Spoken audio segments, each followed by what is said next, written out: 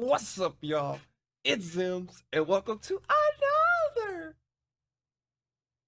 reaction video. Today we're going to react into Korea's most hated man just released from prison, decided to move into the victim's neighborhood. This video is by Rotten Mango, so if you guys haven't already, make sure you swoop down to the description box, comment that link, go watch this video to the entirety, because I'm going to be pausing, stopping, and talking through the whole thing. If you guys are new to the channel, my name is Zems, and welcome to the Crow's Nest. Just a fair warning, I've been reading all of your comments down in the comment section and on the voting polls, and you guys have warned me plenty of times of how dangerous this video is. It's going to be super intense, so if you guys are just tuning in and you're new to the channel, viewer discretion is advised, because I don't know what this video holds, and knowing Rotten Mango, she's going to go into graphic details, so be mindful of that. If there's anything that's too graphic, I'll probably try to cut it out the video or something like that. But yeah, but for now, let's get it. December 16th, 2021. It's 9 p.m. in Ansan City, just outside of Seoul, South Korea. Mr. C receives a knock on his door. He looks through the little peephole. It's a uniformed police officer. He looks at his wife and says, "It's the police." Now, to most couples, this would have been very alarming to have the police show up unannounced at your house at 9 p.m. on a Thursday night. Like, what is going on? But Mr. C was kind of in a strange situation. Someone tried to kill him earlier that year. So the officer was likely here to give Mr. C an update on the stalker that tried to kill him just 10 months ago. And, you know, the whole thing was really bizarre. A 20-year-old man, a complete and utter stranger to Mr. C. Like, they had no degrees of connection. They didn't have mutual friends, nothing. This man stalked Mr. C for 3 months, waiting for the perfect moment to strike. February of 2021, just 10 months ago from that date, he had slipped a knife into his pocket, buried his face into a giant puffer jacket, and tried to get into Mr. C's apartment building. He was caught with the knife in his pocket before he could even get to Mr. C, but the whole thing was just so unsettling. He was dragged away by the police, and he was screaming about how, "I must kill him, I must kill Mr. C, or else life is not worth living." And just to clarify, again, this is not a man that Mr. C even knows. Anyway, this man was sentenced to 6 months in prison. And it was just very terrifying for Mr. C to realize that there were people out there these days that have zero morals, zero concept of consequences. But at least Mr. C had the police, you know? They'd been very understanding about the whole incident. They were constantly making sure to just check up on Mr. C, trying to make him feel as safe as possible, even stationing police guards outside of the building. Mr. C and his wife ushered in the police officer. They're like, "It's 43 degrees. Come in, it's cold, it's cold." Now, it's unclear if Mr. C recognized the officer. And it's unclear at what point Mr. C realized this police officer standing in his apartment is not a real police officer. He was the 20-year-old man that tried to kill him 10 months ago. He had been released from prison 4 months ago, and he was back to finish the job. The fake police officer grabs a hammer near the door and smashes it onto Mr. C's head. Mr. C's wife is screaming. She's running out the door while the two men get into a struggle. They're trying to overpower each other. Mr. C's wife is screaming, "There's a lunatic trying to murder my husband." The real police officers arrive in record time. They arrest the masked man, and Mr. C was rushed to the local hospital. The 20-year-old man did not have the best aim, so Mr. C ended up being completely fine. Oh, that's just good. Minor injuries, but he was very badly shaken up. And the police, they sit the 20-year-old guy down, and the attempted killer, they sit him down and they say, "What is your problem? You don't even personally know this guy. Like, why are you ruining your life right now? You're about to get sentenced for attempted murder. Do you understand that?" The guy with the hammer just bluntly responded, "I'm doing this for justice." Justice? Can you really argue that justice is a 20-year-old man impersonating a police officer, breaking into a 70-year-old man's house and beating him on the head with a hammer? That's a senior citizen. What's crazy is everyone in South Korea, all the netizens, all the civilians, they agreed. This, in fact, was justice. Even the police couldn't help but agree.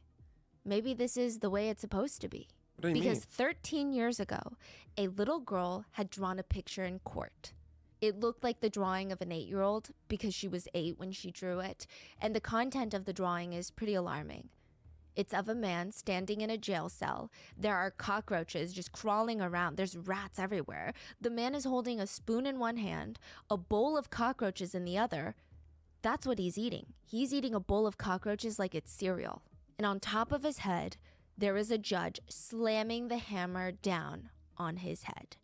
That man in the 8-year-old's drawing was Mr. C. Cho Do-sun. He was the man who was on trial for kidnapping said 8-year-old girl, dragging her into the church bathroom, brutally essaying her within an inch of her life, mutilating her body, leaving her with permanent disabilities, and just 12 years later, he was released from prison. Yo, like, I'm over here sitting here siding with Mr. C, thinking that Mr. C is the victim, but the dude is just like the criminal and people are trying to get revenge on him. I'm over here thinking like, oh my God, this 20-year-old he's crazy. What kind of sentence is 6 months? He's back again to finish the job. I'm like, what's going on? It's outrageous. You know what I mean? And like the plot twist, that's why I be like, not trying to pass judgment too fast when I'm watching Rotten Mango videos, because they flip in an instant. Now my anger is directed towards Mr. C. Living as a free man, and not just free, living half a mile away from the victim's home. Nah. Cho Do-sun is the most hated and yet the most protected man in all of South Korea. The man that the government has spent over $1 million of taxpayer money to protect. The man that has strangers wanting to kill him for what he did to the little 8-year-old girl named Nayoung. This is the case of Cho Do-sun, also known in Korea as the murderer of souls. He is also the most hated man in the nation. Now, a very quick content warning with today's episode. There is a lot of heavy discussion on essay against an 8-year-old, and the perpetrator basically gets away with it. If that is something that you feel is going to be too heavy or is going to bring you to a very dark place, please take care of yourself, grab yourself a hot meal, relax, and I will see you in the next episode. So with that being said, let's get into it. When the president comes to town, it's kind of a huge coordinated effort to keep the president safe. That's what this felt like. There's workers on ladders installing more CCTV cameras up on the poles. Street light bulbs were being taken out and replaced with brighter bulbs to illuminate the alleyways at night, to make it brighter. Facial recognition cameras were being installed. I mean, those are expensive. Yeah, it is. Alleyway alarms were being installed. So if you're walking down the alleyway and you feel like, ooh, this doesn't feel right, something sinister is about to happen, what do? You run to the pole, press the big red button, police will be dispatched. There were countless bright yellow vest wearing police officers just roaming around the city of Ansan, surveilling the people, civilians, poking their head into businesses, making sure everything is in order. The government actually spent money hiring martial arts professionals to train the police department better. The control room for all of the CCTV cameras in Ansan City, it looked like a top secret military command center. Over $1 million was spent in like the span of a month or two, revamping the streetlights, installing more cameras, even just hiring more manpower in the police force. All of that was taxpayer money. I mean, it's very clear to everyone. Someone very important is coming to town. Ansan City government even hired 12 security guards, formerly special forces soldiers, and martial arts specialists to just patrol the area around this man's house. 24-hour-a-day security. They would even ask anyone that's walking down that street within like a block of this man's house for their ID, just to make sure that they're not someone weird. I mean, you can't tell me that's not the president. Even the residents of Ansan are prepping. They're hanging up lights on their balconies, motion sensor lights. They're installing cameras. Some of them gathered together and held up these massive banners in preparation for the man's arrival. Now, maybe if you don't read Korean, they could be mistaken for welcome signs, but they're not. They read, criminal rapist Cho Do-sun, leave our city. Castrate him. Cho Do-sun to hell. Only a death sentence will fit a monster like him.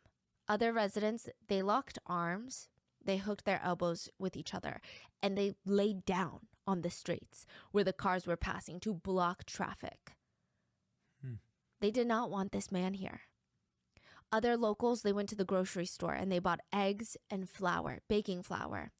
There was an overnight rally outside the prison. About 100 individuals were armed and ready with fresh cartons of eggs, and they were screaming, "Why are you protecting the rights of a convict? He needs to die."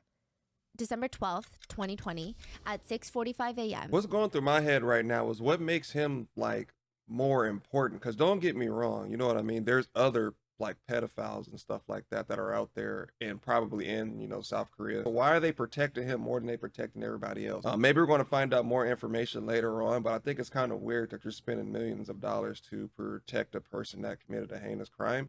Because there's plenty of other people I'm pretty sure that has, but for some reason they're going to extreme limits to keep this dude alive. Why? I don't know. I'm not here to play judge and jury. I'm not here to play the hand of God, but I'm just curious, you know what I mean? Because that's kind of like me going out and killing somebody and then they release me and I'm fine, and then another person kills somebody and then they get out and they got all this protection around them, and it's like, why didn't I get that same protection? So I don't know. I'm a big like conspiracy person. I always feel like there's more going on behind the scenes that meets the eye, but you just never know, you know what I mean? I don't condone in any crime at all. If I could get rid of crime and snapping my fingers, I would do it, because it's getting really bad, not just in Korea, this is all over the world in general. It was time. The most well-protected man in South Korea was being released. The prison gates opened. A swarm of police officers rushed out with a man in the center. It was a gray-haired Cho Do-sun. Cho had been prepping for this moment too. Just like the city, just like the residents, for the past 12 years, he had been preparing. He was obsessed with working out. He could do 1,000 push-ups in a single hour. He was 68 years old on the day of his release, but his physique, his muscle mass was more on par with a 30-year-old. 1,000 push-ups? In a single hour. What? When his inmates would ask him, why are you working out so hard? He said that he was preparing for this very exact day, the day that he's going to be released. Because what if someone tries to attack him? People were so violent and senseless these days.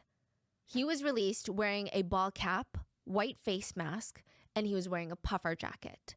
He refused to answer any of the civilians or the reporters' questions. He refused to apologize. He just bowed twice silently in front of all the cameras that were shoved in his face.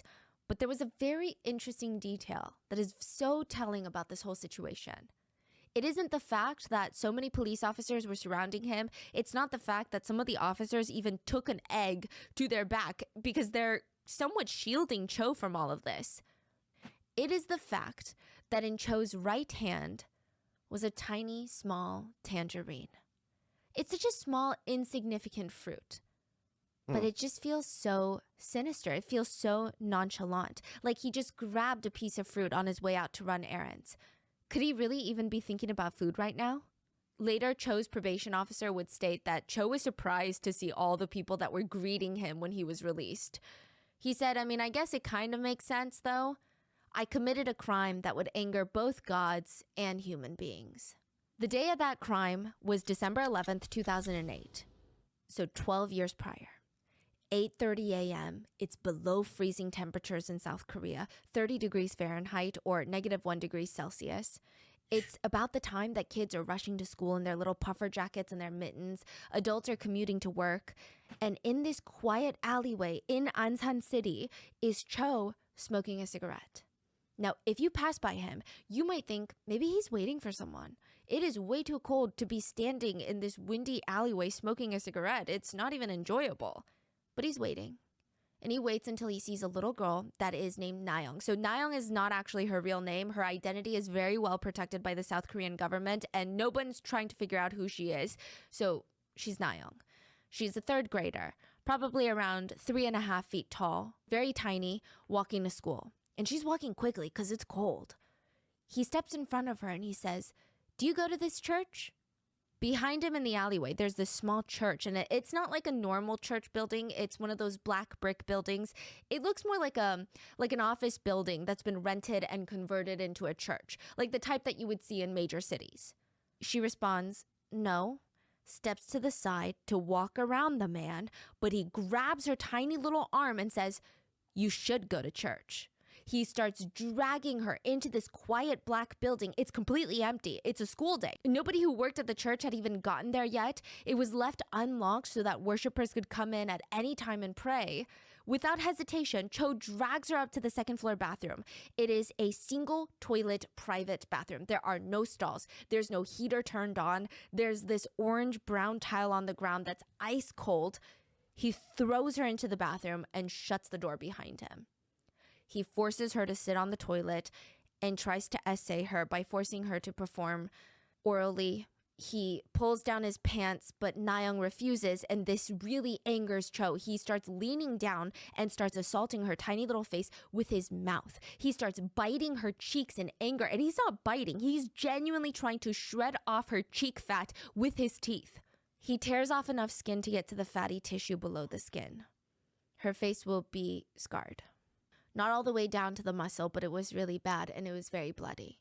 Na-young feels the pain of this and she starts screaming for help, and Cho screams at her to shut up and slaps her across the face. But when that doesn't work, he puts his giant hands around her tiny neck and strangles her until she's unconscious.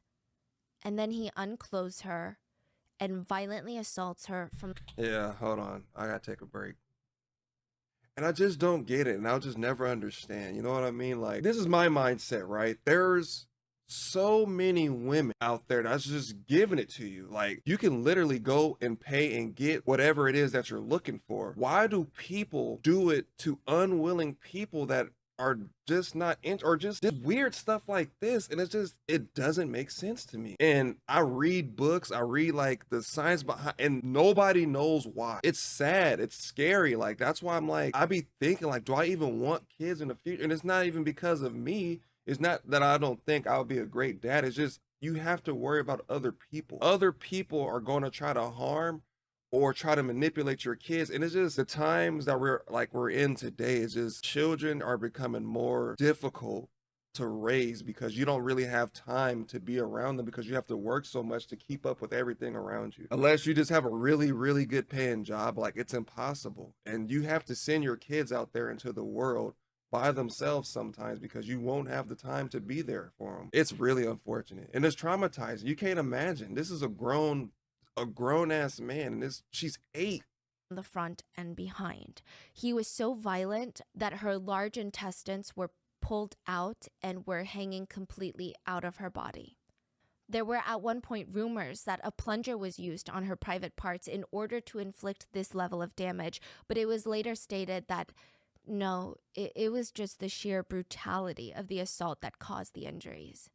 She was completely disemboweled. When he was done, you know, with the bathroom sink, there's a pipe that goes to the wall, and that's where the water comes out of.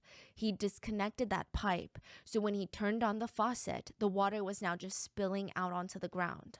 And it was just splashing on top of 8-year-old Na-young. It was ice cold water. This was his attempt to get rid of his DNA. And then he left that little 8-year-old girl, unclothed, dying, disemboweled on the cold church bathroom floor. He walked back home. He didn't say a word to his wife. He's married. He went into his room, changed his clothes, threw himself onto his warm, comfortable bed, and he started snoring. He fell asleep in peace, knowing that he would wake up in the comfort of his own bed. While Na-young, she only had a 10% chance of waking up ever again. She would wake up briefly from the cold water splashing on her back. I mean, the water was so cold, it would have been numbing on her skin. And when she looked up, her attacker is gone. I don't know if she could see the extent of her own injuries, if that would register in an 8-year-old's brain. I don't know. Probably not. But she mustered up all the strength that she had left and started crawling out of that church bathroom. We don't know how loud she could even be after being violently strangled, but she tried her best to call for help. She was out the door and into the hallway with this trail of blood just behind her when a church worker sees her and they start screaming for help. Paramedics rush to the church. They rush baby Na-young to the hospital, and it was one of the worst case situations possible. Na-young was now losing consciousness. Her large intestines was dying. So when your organs are exposed to the harsh environment outside of your body, the cells start to die. When this happens, doctors have to amputate and remove the dying organ so that they can try to contain that damage. But that's not the only problem that they're dealing with. There's so many variables. They don't know how long Na-young was without oxygen to the brain. She had severe damage to 80% of her private parts. She had severe damage to her internal organs. Doctors had to make sure that her small intestines were still intact, because you can live without your large intestines. You cannot live without your small intestines.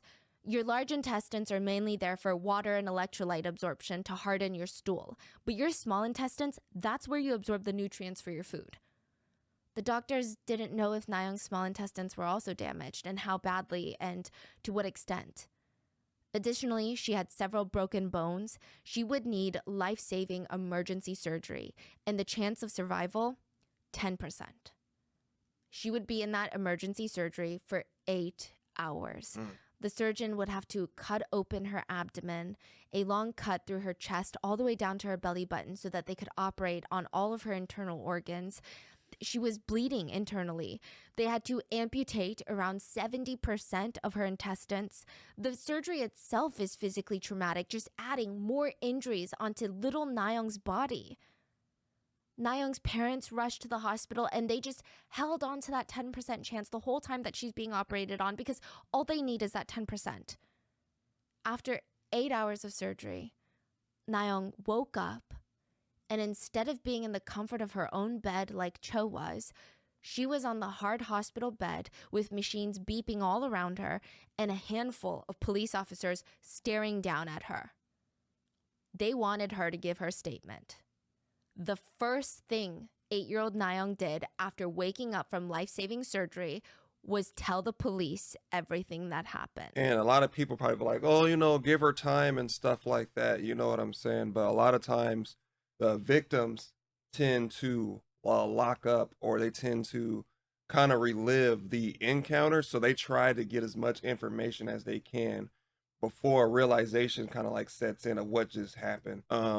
So, and it's really hard, you know what I mean? And especially when you're trying to talk to someone that's underage and they don't really know how to talk about what just happened because they've never seen it or experienced it before. So it's very unsettling, and especially as a police officer, because you can't sit there and be like, oh, it's okay. Or you can't be like, oh, I understand, because you don't. If you've never been through something traumatic like that, you really can't speak on it on their behalf. Having to go through this at a young age and having to kind of like articulate what just happened to her, not even like a couple of minutes or hour ago. And dude went home to his wife. He has a whole wife at home and he wants an 8-year-old. That's so weird to me, man. And then they give dude 12 years and then they allow him to move a mile away from Na-young, from his victim's neighborhood, or I don't know if she's still there now, but from where it happened, I'm guessing. Dude was doing 1,000 push-ups a day, thinking to like, oh, I'm going to protect myself. And it's just like, you did all this and you're just worried about yourself. And Korea has a right to be angry. I would be angry. You're spending millions and millions of dollars to protect someone that did something like, I've never heard something like this before in my life. I've never heard a case be told in such detail to where it makes my stomach turn. That's why I had to press pause on the video, because it made my stomach turn seeing how graphic it was. And I didn't know something like that was physically possible, to pull somebody's intestines out like that. That's insane. But yeah, like if you guys are feeling the same way I am, you know, pause the video and come back and watch it later, because this is a lot to take in, and it's only been 18 minutes and we still got an hour and some change to go. So this is going to be a very long video because I'm going to be pausing in between to kind of like take brief breaks and whatnot. So yeah, just be mindful of the job of the police officer. I know it might seem inconsiderate, but they still have a job to do, and they still have to go out there and catch this person before it gets done to somebody else's child. And I'm sure every second of that was painful. An 8-year-old describing in detail all the horrific things a 57-year-old man did to her, 57. a man older than her own father. That is not a normal conversation. It's not. The doctor's then sitting that 8-year-old Na-young down and telling her how her entire life is going to change and how her body no longer works the way it used to because of this man. That is not a normal conversation. Na-young was too young to even spell the names of the surgeries that she received. Na-young's doctors had to amputate a good amount of her large intestines. They had to connect her small intestines to her rectum in hopes that her small intestines would slowly learn to take on the role of her large intestines. And because most of her large intestines were now gone, she would have a stoma. What is that? A stoma is a hole in your stomach that doctors create that allow waste, urine, and feces to exit your body through your stomach. The bag. So instead of sitting down using a toilet to use the restroom, you would have the stomach opening, and it would be connected to a bag of sorts, like a colostomy bag. Yeah. And it would empty out on its own. There are no nerve endings in the stoma, so thankfully it shouldn't hurt, but you know, in that same vein, there are no sphincter muscles at the end of a stoma like you would have in the rectum. So something that a lot of us might take for granted is, you know, when you go out with friends and you're having lunch with them, we can kind of hold our need to use the restroom, or we can kind of time it so when we get home, that's when we will use it, right? When you have a stoma, there's no warning. There's no way to control it. The waste will just exit the stoma whether you like it or not. Side note, I know that the upside of all of this, the hope that we're holding on to is that, yes, she's alive, right? This is very bad, but at least she's alive. But it's not, oh, she's saved now, just one surgery and she's good to go. No, she would need months of intensive treatment to just heal from the surgery, let alone the physical injuries that were inflicted on her by this man. On top of that, she would have to learn how to deal with this completely new life. Patients with a stoma, they need to learn to time meals. They need to learn how to chew food, because for most people, chewing food, when you're in a rush, okay, you chew a little bit less. For people with a stoma, that could mean the difference between a week of pain and being hospitalized versus having a good bowel movement. Because of the damage done to Na-young's private parts, she was not allowed to sit for more than 10 to 15 minutes at a time.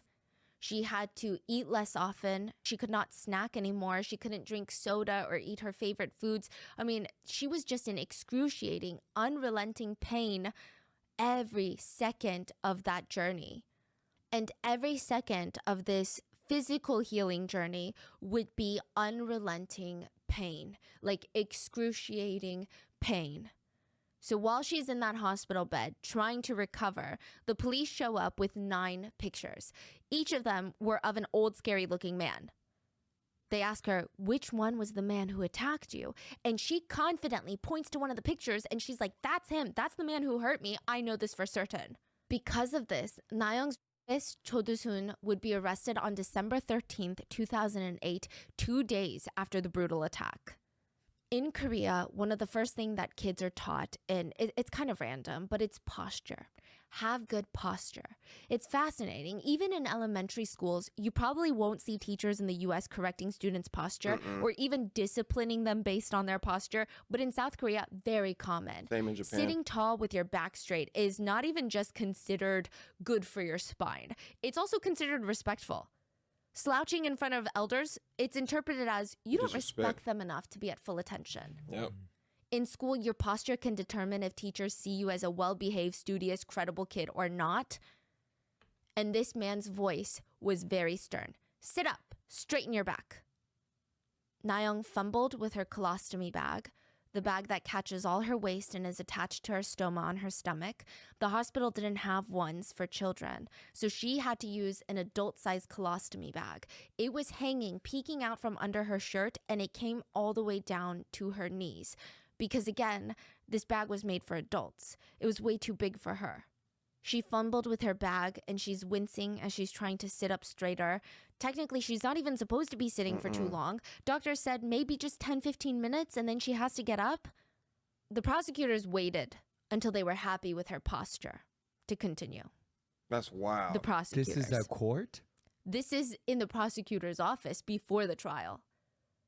What? Na-young had given her full statement to the police the minute that she woke up from life-saving surgery. fuck, But the man? prosecutors, they wanted her to come in and tell them one more time so that they could record it and they could play that recording in the trial.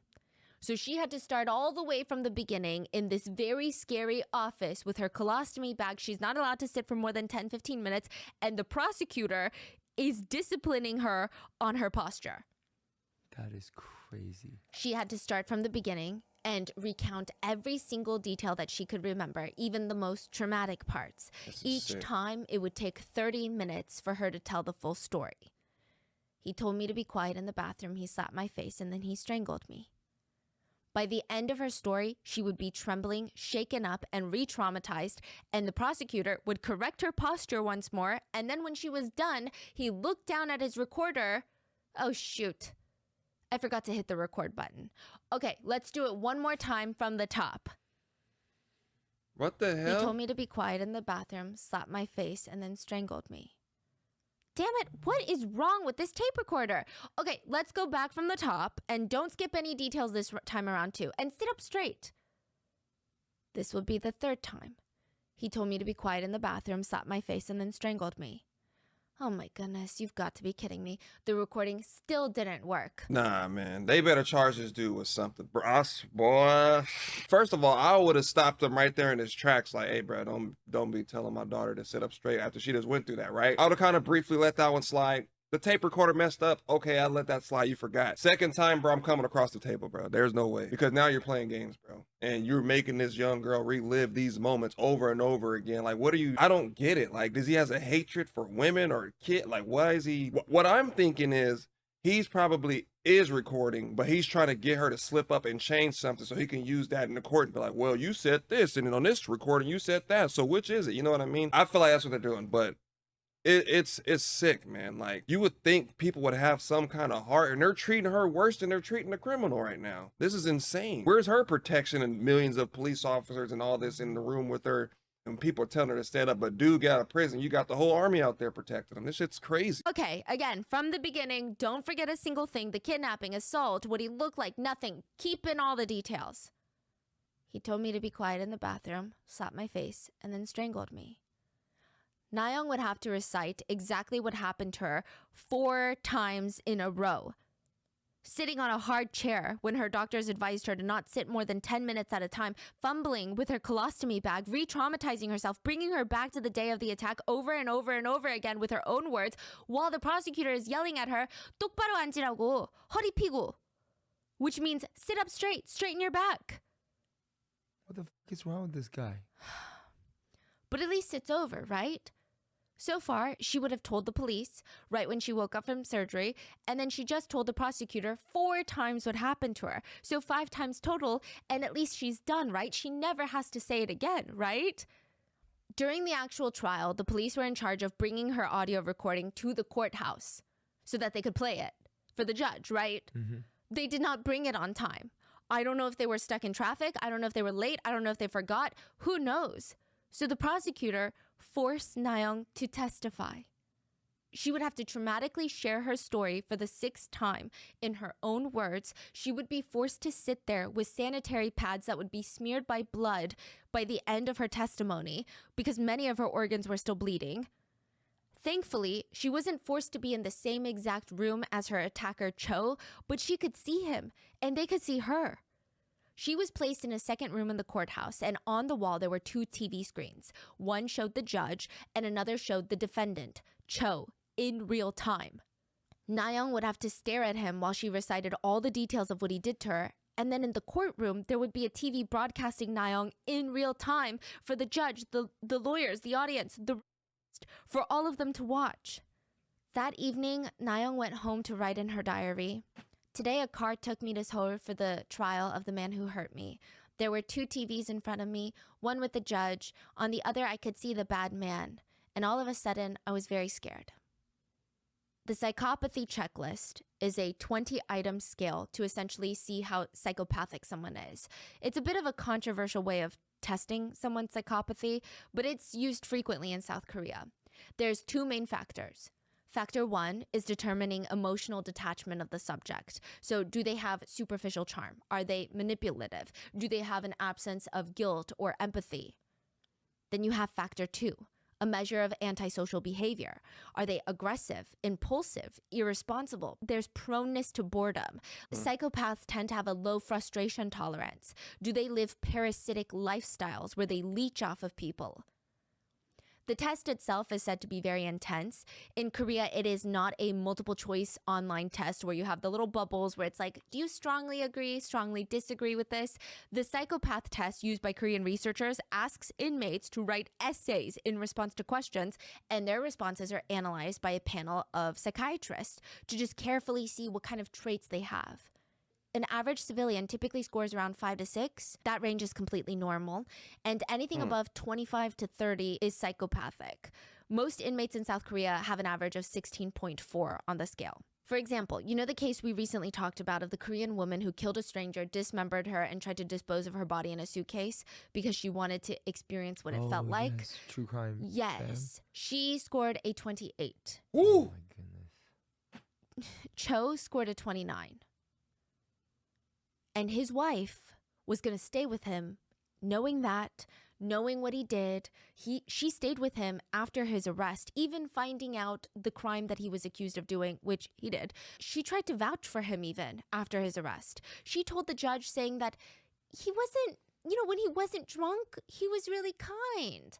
She said he always did the dishes. He made rice. Sometimes he would make panchan, side dishes. He did laundry. He would help clean.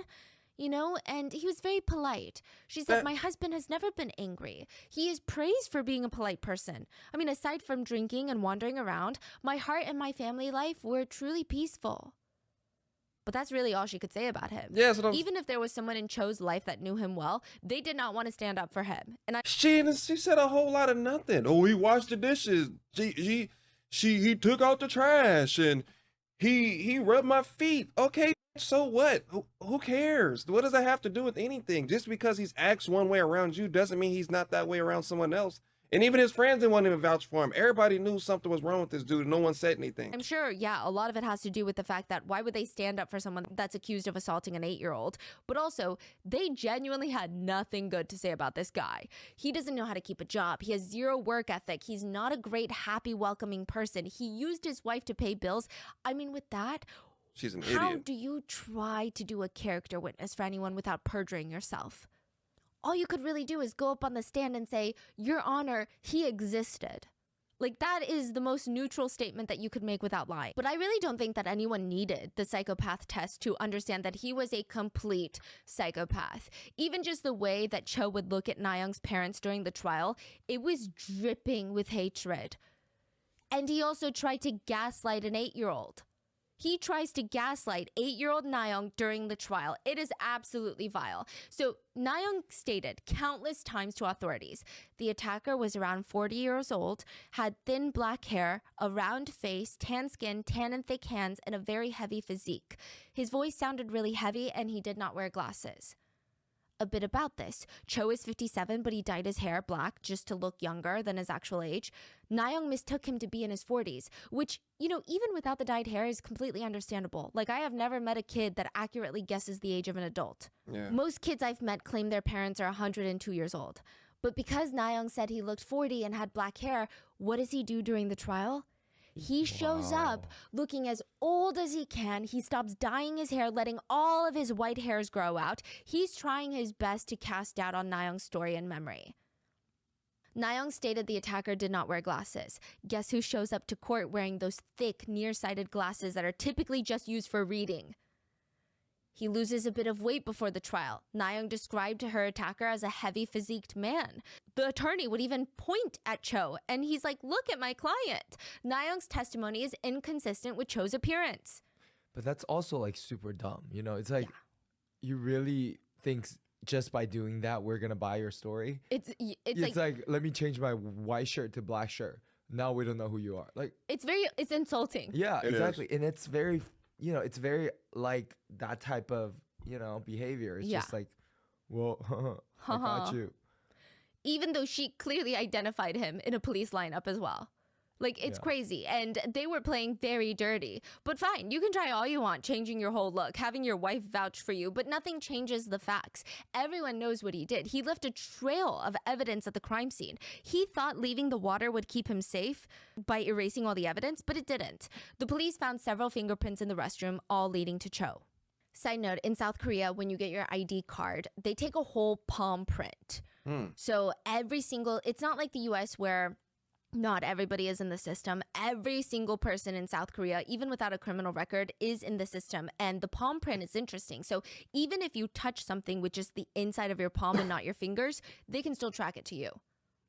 The police ran the prints and it led to a man named Cho Do-sun. That's a good system. They need to adopt that over here in the United States because like Stephanie said, a lot of people are not fingerprinted. That's why a lot of these people back then with the cold cases and whatnot, they're barely starting to find people right now. But if they need to start doing what they're doing and putting people's palms and stuff, the crime rates are going to decrease because it's like we're going to know who you are in a matter of minutes or hours now. But I don't know. Hopefully they switch to that sometime soon because the crimes are increasing around here. They found CCTV footage from buildings near the church. The man in the footage matched the man in the system.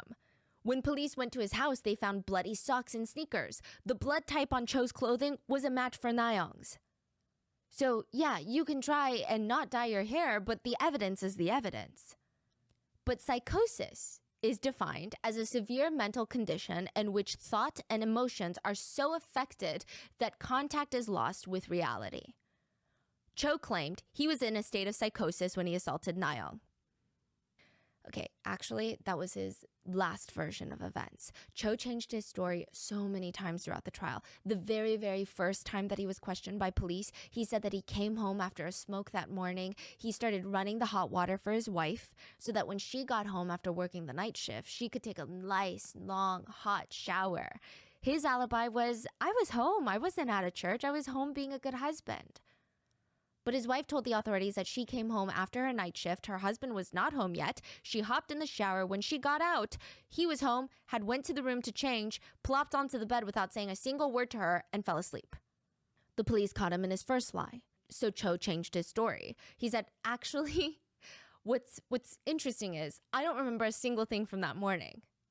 So he went from remembering turning on the hot water for his wife, and now he doesn't remember anything. He even brought a 300-page handwritten testimony to court just denying everything. He wrote, Your Honor, people with psychosis often say that it's their own taste, but it's not my taste in dealing with a child in an adult way. An 8-year-old girl in my mind is just a baby girl, and hopefully a sprout, a seed in our country that is yet to bloom. It is absolutely unforgivable for someone to commit violence knowing a child is that young. How can I tell you the truth that this was not me? Your Honor, I will get surgery to remove my genitals to prove to you that it wasn't me. You may be framing me when someone else did this to her. I sincerely hope that you believe in the truth, Your Honor. He's doing the whole, if I'm lying, you can cut off my arm. Well, no, I can't cut off your arm even though I think you're lying because I would go to jail for that. It's like a very bizarre trump card to play in a very serious matter. He's insisting that this is not him. He would never do such a thing. He knows his character and he would hate people that does stuff like this. That was his news story. But eventually, that stops making sense. So then he goes with, okay, fine. You know what? I do remember things. I do. You know, the morning I went to the church building to use the restroom, the bathroom door burst open and a man rushes out. I saw little 8-year-old Na-young on the floor. She's trying to stand up. I'm trying to help her. She just keeps plopping down again. And, you know, I got scared, you know, because I thought if I report this, I will be blamed for this. Boy, sounds stupid as hell. I seen a man rush out. I ran in to help her. So your whole objective was to run the bathroom and help the girl, right? He runs in to help, gets scared to help, and was like, wait, maybe I shouldn't help. They're going to think it was me. And then runs out the restroom. That doesn't even sound, it doesn't make sense. It's just a goofy ass explanation. And it's just like, he really sitting here and believing all the stuff that he's saying right now. And it's insane that he actually believed that story was going to work. It's just like, I think Stephanie's husband said it the best. It's kind of like, let's see if they figure this one out. They're not going to get me. And it's just like, bro, that doesn't even make any sense. How do you rush in and help somebody and then get scared to help in the middle of helping when that was your whole objective of going in there in the first place? So I ran off. In his newest story, he is the victim in all of this. There was another man who did all of this and terrified both Na-young and him. And now he's being framed for this man's crimes. This man kept changing his story based on how he felt the judge was perceiving his excuses. And if information came up to refute his previous statement, he would just come up with a new one. And I don't know how anyone could view him as a credible human being. Meanwhile, Na-young's testimony, on the other hand, never changed. No matter how many times prosecutors and police officers forced her to repeat it, asked her questions, tried to test her credibility, she was absolutely sure of every single detail, even details like how Cho's breath smelled. She said it was a very strong, overpowering cigarette scent. It was foul. And they asked what other scents were there. Not too much alcohol smell, mainly cigarette. Cho's ears perked up. So did his attorneys. I think everyone in that courtroom knew what was about to happen, and that was gut-wrenching. Na-young, an 8-year-old girl, had done her absolute best to tell the truth. She had been taught since she was a little baby, I mean, she's still a baby, that lying is bad. So she did everything to tell the truth on every little detail that was asked of her in a very traumatic situation 6 times. But she didn't know that the truth would be used against her and that the justice system was rigged against her. Cho now had a news story, one that he would stick by, okay? He did do everything. He committed the crime. He did that to Nayoung, but he can't be held responsible for it because he was in a state of psychosis. How and why was he in a state of psychosis? Because he was drunk. He argued that being drunk puts you in a state of temporary psychosis, that when you are drunk, you are unable to make decisions due to your compromised mental and physical state. You are unable to control yourself. You are in a state of psychosis. Okay, if this sounds absolutely unhinged to you, it is, but it works. According to Korean Criminal Code, Article 55, Paragraph 1, people with weak abilities due to mental and physical disabilities are subject to a mitigated sentence. And in Korea, being drunk in the eyes of the law counts as a mental disability. What? Which means, according to the law, Cho's sentence could be reduced purely based on the fact that he was drunk. The difference would mean if he committed this act while he was sober, he could get life imprisonment. If he committed the act while drunk, his sentence could be as little as 7 years. In what world does being drunk excuse anything or make things less serious? Which, this logic is so infuriating. When an assaulter is drunk, he is unable to make decisions due to his compromised mental state. When a victim is drunk, it's you probably consented and now you regret it. Next time, don't drink so much because this is your fault. So if this drunk law applies to anybody, I don't think it should apply to anyone, but if it does, it should apply to victims. Unable to make decisions due to compromised mental state. Okay, so if victims are drunk, they are not able to make decisions, meaning they cannot give consent. Automatically, if they are drunk, it is essay then. That should be the law then. I don't think I have to tell you all the reasons why this defense being allowed is so horrendous. But let's just do a quick run through. First, being drunk is no excuse. Second, the fact that they are using Nayoung's own testimony of saying that she smelled a little bit of alcohol in his breath as proof that he was drunk and should get 7 years in prison for his crime, that alone, using her testimony, should be a crime in and of itself. And third, there is no proof that he was drunk that day. There is more proof that he wasn't drunk at all. For example, the location of the crime was a pretty quiet alleyway with not a lot of passerbys during that time frame.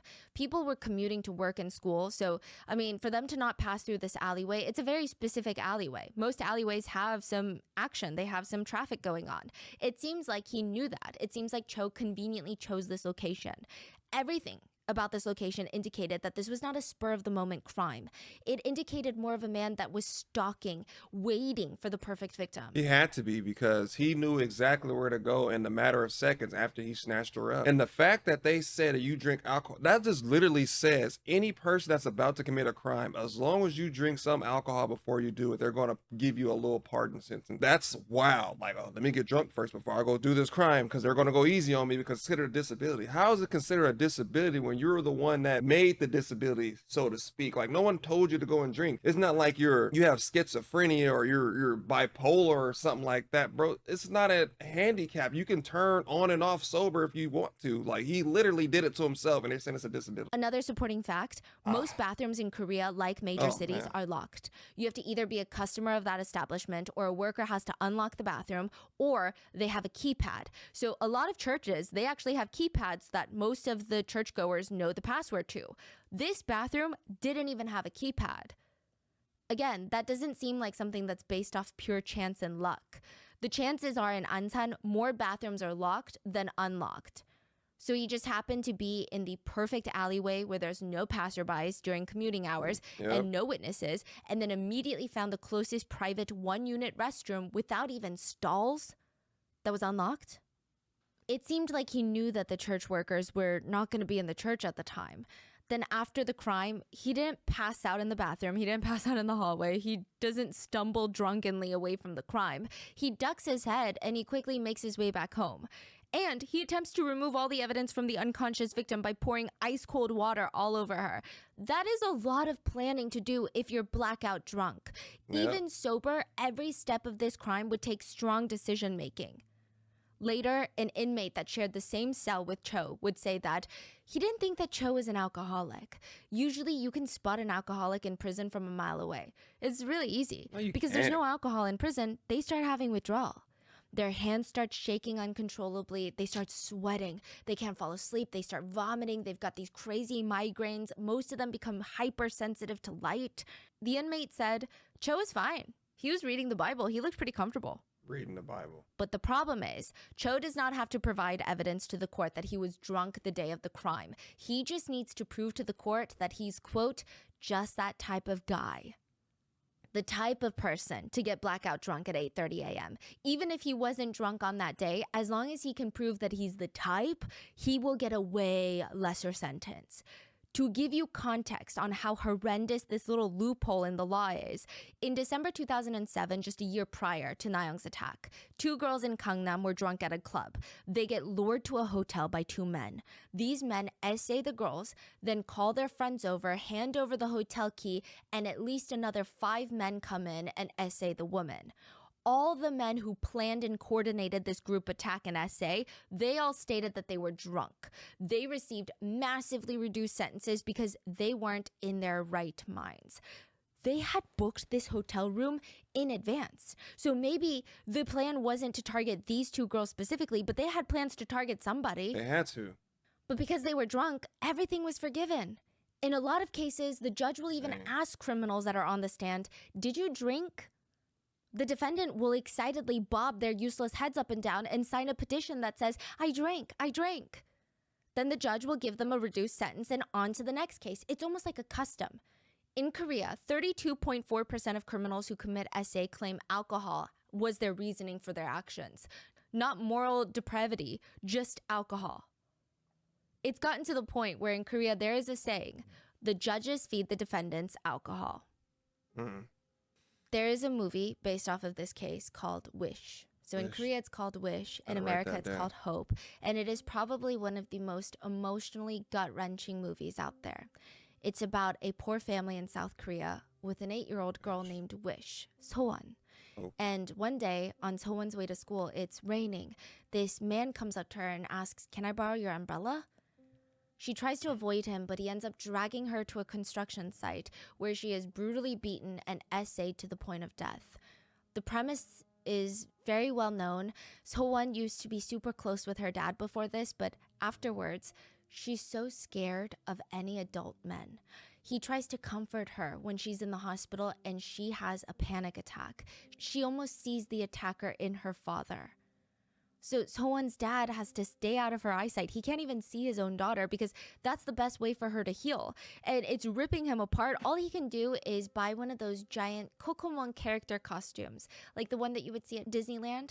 And he would cheer her up while he's sweating in that costume, pretending to be Kokomon. And inside he would just be crying because he can't be her dad. He can only be this character. That's the only thing that she will see. And it's heartbreaking, literally on all fronts, to see how Sohwan has to recover in the movie, how her dad has to navigate trying to help his daughter heal while also simultaneously being rejected by her. And it's just a gut punch. In the end, Sohwan realizes that it's her dad in the costume. Kokomon leaned down and she takes off the head of the costume. And it's just her father, completely drenched in sweat because there's no ventilation in those costumes, teary-eyed, and she realizes everything that her dad did for her. But there's also a scene in that movie where the judge sentences Sohwan's essayer to only 12 years in prison. And all hell breaks loose in the courtroom in the movie. Sohwan's mom is screaming at the judge, 12 years? 12 years. Do you know how old my daughter will be in 12 years? And a lot of viewers, they hated that scene in the movie. I mean, they wanted the predator to get life in prison. This is a movie, right? You can write it however you want. Give him the death sentence. Why are we all going home feeling unjust and crying, right? But at least it's just a movie. But art imitates life. Because Cho was sentenced to just 12 years in prison. It wasn't just in the movie.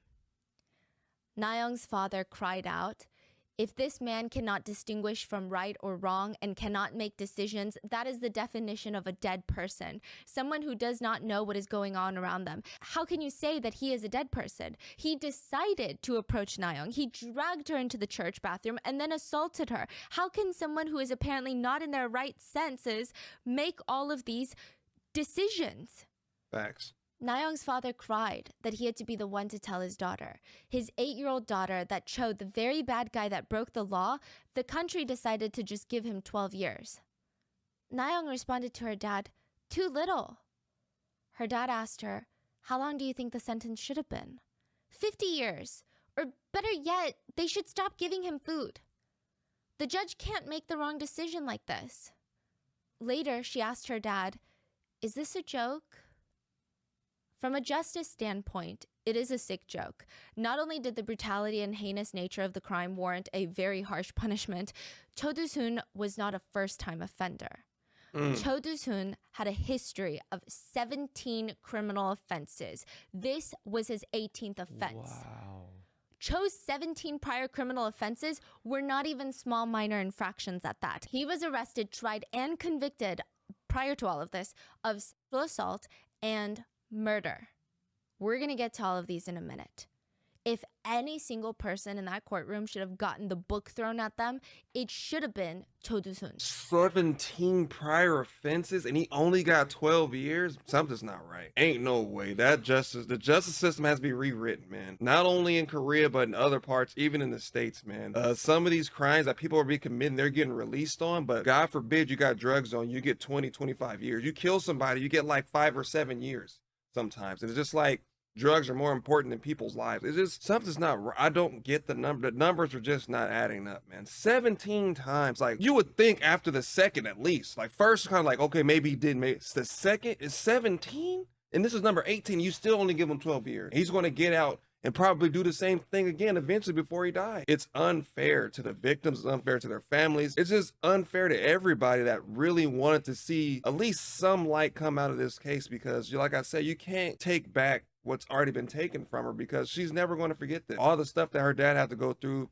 the daughter wouldn't want to be around him, couldn't look at him. He probably was an amazing dad, and this one moment changed everything. It's sickening. It makes me angry. It makes me like super frustrated, because just like, you sit up there, and I know the judge has these documents in his hands seeing that he's been convicted prior. Like, no one convicts you or accuses you of something 17 times and it's not you. I'm not that kind of person. 17 times, one, okay, maybe, bro. 17, it's you. You're doing it. You're definitely doing it. And then on top of that, they're like, pretty much the government is funding this dude. They're funding his behavior, because that's really what it is. If they would have given the correct sentence, they wouldn't be having to spend millions of dollars to protect this person. He should not be protected. And it's insane that they protected him more than they protected her, even after they found out the incriminating facts. Judge Lee, who presided over this case, Na-young's case, faced a lot of backlash over his decision. His response was to play the victim. I mean, I guess birds of a feather flock together, right? Yep. To play the victim? Yeah. The judge is playing the victim? Wow. The judge said, "Judges are just public servants. As a public official, I am reflecting on the fact that I have not met the public sentiment. Then And serve. because of that, not just me, but my whole family is suffering a lot from this case." What the fuck? Judge Lee felt like it wasn't his fault that the law was written the way it was written, and that as a judge, he has to follow the law. He said it's not appropriate for the judge to talk about the verdict. If mental and physical weakness is recognized at the investigation stage, there is no way for the judge to change that. The judge claims that he believes his hands are clean and free from guilt because as a judge, he's just following the laws. It's the prosecutor's fault for not applying for an appeal. The public was clearly not happy with his response either, because the judge could have just thrown his defense out the window and said, yeah, I don't care if you were drunk. It was really up to the discretion of the judge. So this whole, like, I'm following the letter of the law, that's not what the letter of the law says. It says you can get a minimum of 7 years, but you can still get life imprisonment. Yeah. Even if you're drunk. So I think, like, it sounded like this drinking was a thing in Korea for so long that people just been applying that to all these heinous crimes, and this is just another one of those. It's like, oh, you drunk? Okay, fine. Yeah. That's exactly what it is. Yeah. I think they're just so accustomed to that law, which is that crazy. They don't even care about what the crime is anymore. They're saying it's like a custom, like it's a formula. You're drunk? Okay, here's a random sentence that means nothing. And that's been changed now, right? Like it's changed, or it's barely, changing. barely. Really? Not really. There are some, like amendments to laws, but no, I'm gonna hit you with some recent cases soon. Yeah. And a lot of netizens argued, if you want to argue the letter of the law as some excuse for your choice to sentence Cho to 12 years, then let's argue the letter of the law. Why is Cho being charged with SA? This was clearly attempted murder. Yeah. Inflicting such visually fatal injuries on a child in the harsh winter and leaving cold water running over her unconscious body, you cannot try and argue in any way that you had no idea that this could kill the child. This is a case of attempted murder. How could the judge not see that? And with his criminal record of 17 prior major offenses, how could the judge give him 12 years? What? He's just gonna spend 12 years in prison, get out a new man? Yeah. It is very hard for offenders to reform. A Korean news network, MBC, went to interview offenders like Cho. They've committed heinous crimes against children, and now they're free. Did they reform? Did they feel genuine remorse? Maybe if the public could understand them, they could understand what Cho was going to be like when he got out. Side note, when I say these offenders are free, I'm talking they're free. I genuinely mean it. In the United States, about 44 states have a variation of a law called Jessica's Law. The law in most states restricts child SAers from living near schools, parks, or anywhere where children can gather together. In Korea, they tried to pass a similar law, but it seems very unlikely to pass because Korea is such a densely populated country. Yeah, like you can't even be close to kids. Like you can be out somewhere and you see a kid coming your way, your ass better be out of that aisle, you better be out of that grocery store, wherever it is that you got to go. Because if they catch you even close to anything that revolves around kids, you're going to get arrested again. So they take that part like very serious. But a lot of times, a lot of these stalkers and SAers and all these other, pedophiles and all that other stuff get slaps on the wrist, which is truly disturbing because like I said earlier, God forbid you got an ounce of cocaine or something in your pocket, you're getting 5 to 10 years off max of that, and you didn't even do nothing. You just had a controlled substance in your pocket. So it's really not fair. It's not a fair system. That's not me defending why it can't be passed. Trust me. Like, I have better hills to die on than the comfort and rights of child predators. But a researcher at the Korean Institute of Criminology stated, such a law is unrealistic to apply in Korea, especially in Seoul and its surrounding regions, considering that schools, tutoring schools, like those hagwons, kindergartens, child-related facilities, they're virtually everywhere. They argue, plus, what if the law is abused by some people who would be willing to open a child-related facility to make their neighborhood an off-limit zone to ex-convicts? Again, not the hill that I'm trying to die on. Technically, released predators in South Korea can purchase, rent an apartment right next to an elementary school with windows facing directly into the playground if they so wish. And they do. There is an SAer that lives right next to a kindergarten. This is not Cho Do-sun, but similar crimes. NBC followed him. He stayed home all day and only came out when the playground outside filled up. Wow. Kids had gotten out of school. They were playing. He would get up on one of the swings and just swing around while staring at the children. Do people not know that's him? No. His previous victims were between 7 to 11 years old. None of the kids there, none of the adults knew that there was a predator, a pedophile on the playground. NBC tried to talk to him and he was angry. He lashed out. Are you here to let the world know about me or something? I'm already intimidated as it is. Are you trying to tell everyone in the neighborhood? I mean, you know full well how pitiful my life is, how people like us live. No freaking way. He said people like us? It gets worse. He finally sat down, and this was an anonymous interview, so we don't know what his face looks like, and he opened up to the producers. He has to wear an electronic monitoring device, an ankle bracelet, and he complained about it. He said, even when I put clothing underneath it, it really hurts. Like, to have this heavy thing pressed up on the skin, it's going to start to sag. When I move around, the hard thing, it chafes my skin and it pokes me, so it gets red and I get blisters, and it just really hurts. I mean, it's just kind of useless too. Like, I may be wearing this, but what I realized is it doesn't really have a real effect. I just lower my pants and I hide it, and you can mess with it and touch it without anyone knowing. The producers were like, whoa, let's bring it back to the crime and the victims. Like, we're here to figure out if this guy is remorseful. And they said, those kids, you scarred those kids for life. And what do you want me to do about it?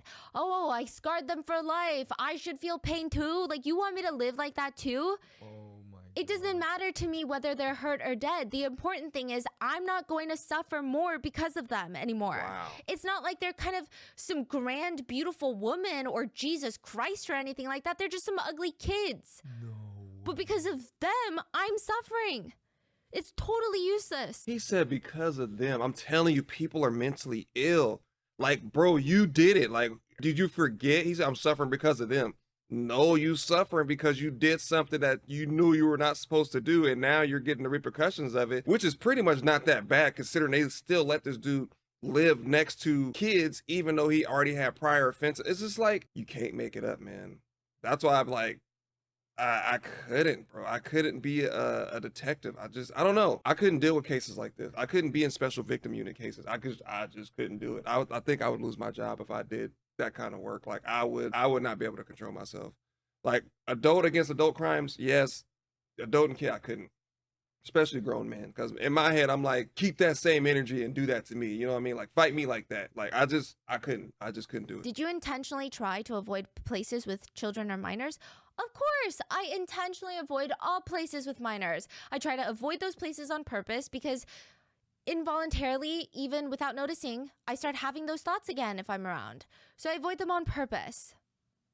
He was not telling the truth. They saw him at the playground that day, and the very next day they were watching him, he went straight to the playground. All he does is stare at the children, which is more than enough, like put the man back in jail, please. But that's right now. The judge ruled that he is high risk of reoffending. And they're not doing anything about it. NBC went and found... insane. Yeah. Imagine you finding out your kids is sitting at the playground. There's someone just standing there. And they're possible targets. And the people say, what can we do, right? Yeah. There's nothing you can do. There's really nothing you can do. If I find out that's a offender and I try to warn all the other moms in the neighborhood by texting that address, I can get sentenced to prison for 5 years. For? Effectively doxing a predator. 5 years? Wow. For Today? helping. NBC went and found addresses to high-risk offenders against children. Most of them, shockingly or not, live near playgrounds or kindergartens. Currently, statistics show that out of all the children predators released from prison, in Seoul, 88.5% of them live within a half-mile radius of a school. You can't tell me that's just a coincidence. It's not. An innocent coincidence? No. Statistics also show when offenders wearing anklets commit crimes again, they reoffend. It happens within a 0.5-mile radius from their house.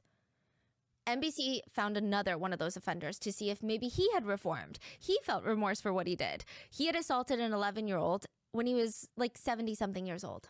What?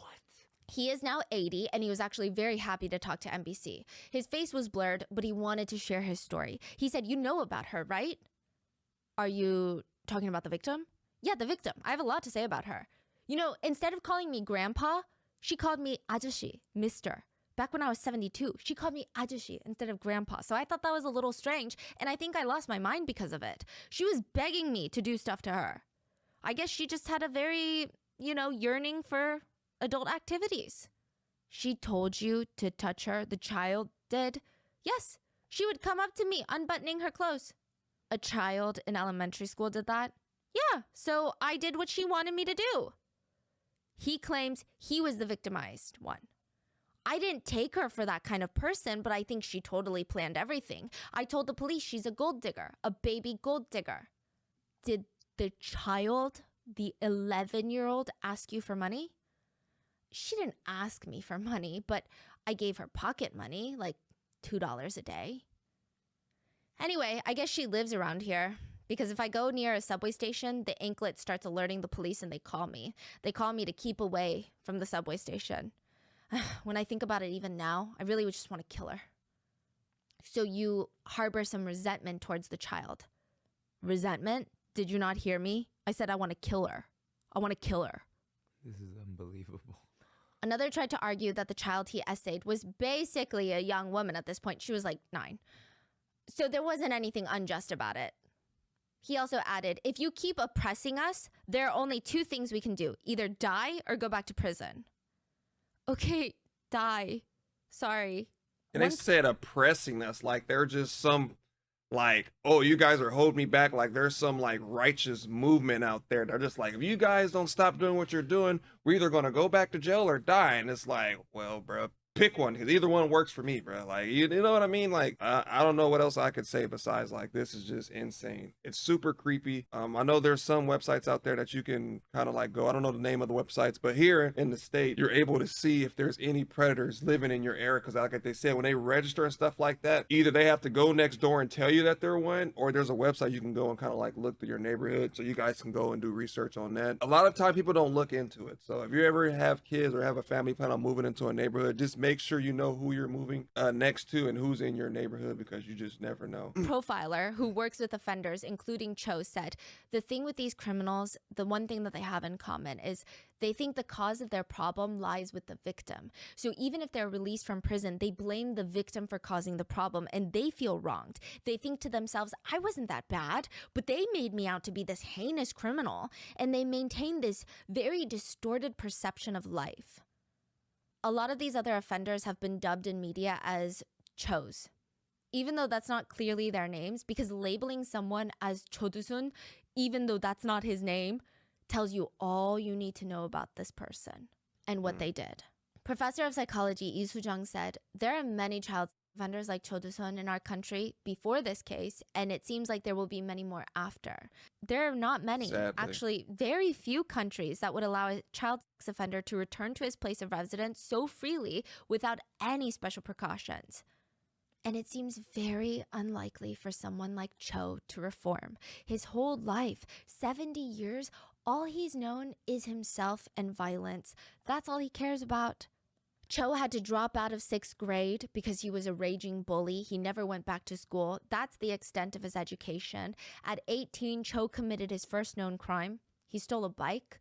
He was caught, but it appears that he really likes theft. He kept stealing. He was very active at one point, lived with multiple women, and like no judgment on this part if it's not Cho, but I just don't think that everything would have been consensual and everyone was of age, right? I doubt it. Yeah, Cho was convicted of assaulting one of his roommates. He served a small, light prison sentence for it. He was then later arrested of essaying a 19-year-old when he was 31. He was only sentenced to 3 years in prison for that. When he got out, he married his current wife, known by the media as Miss O, and they had a son. But the son ended up passing away when he was only 3 months old. And they had a pet Maltese. But he allegedly killed that pet Maltese for peeing on the carpet. Wow. It's alleged that Cho threw the Maltese on the ground multiple times and then gouged out its eyes with sticks. He would later allegedly say that he did it because he loved his wife so much. That dog was not peeing on the pee-pee pads, and therefore that dog was bad for his wife, so he had to kill the dog out of love for his wife. Train your dog, idiot. Side note, his wife is 15 years younger than him, and a producer that interviewed people involved in this case stated, it's unclear if Cho's wife is a victim or an enabler or both, so it's very difficult to understand her and her actions, but she has done some really unsavory things with this whole situation. She's just as She was sick. visited by an NBC producer before Cho's release, and she screamed through the door, "Leave, get out." The producer asked, but did you divorce your husband? I didn't divorce him. If he doesn't drink, he's fine at home. The victim lives nearby. I don't know, okay? And I don't care about anything like that. I don't know anything about it. I don't want to know. I'm not interested. She is still with him to this day. Now, I digress. Then just 13 years before Na-young's attack, Cho was arrested for murder. Almost 13 years on the dot. December 21st, 1995. The attack on Na-young was December 11th, 2008. Cho was 43 years old when he killed someone. He was out drinking with his friends when this 60-year-old man, who was not friends with Cho, is not part of the friend group, made this passing comment at the bar about a past president that he supported. Cho went into this violent, erratic, hysterical temper tantrum, and out of nowhere, he just starts pummeling this old man and would not stop until there was blood and brain matter everywhere. The old man's face was completely disfigured, and he was dead.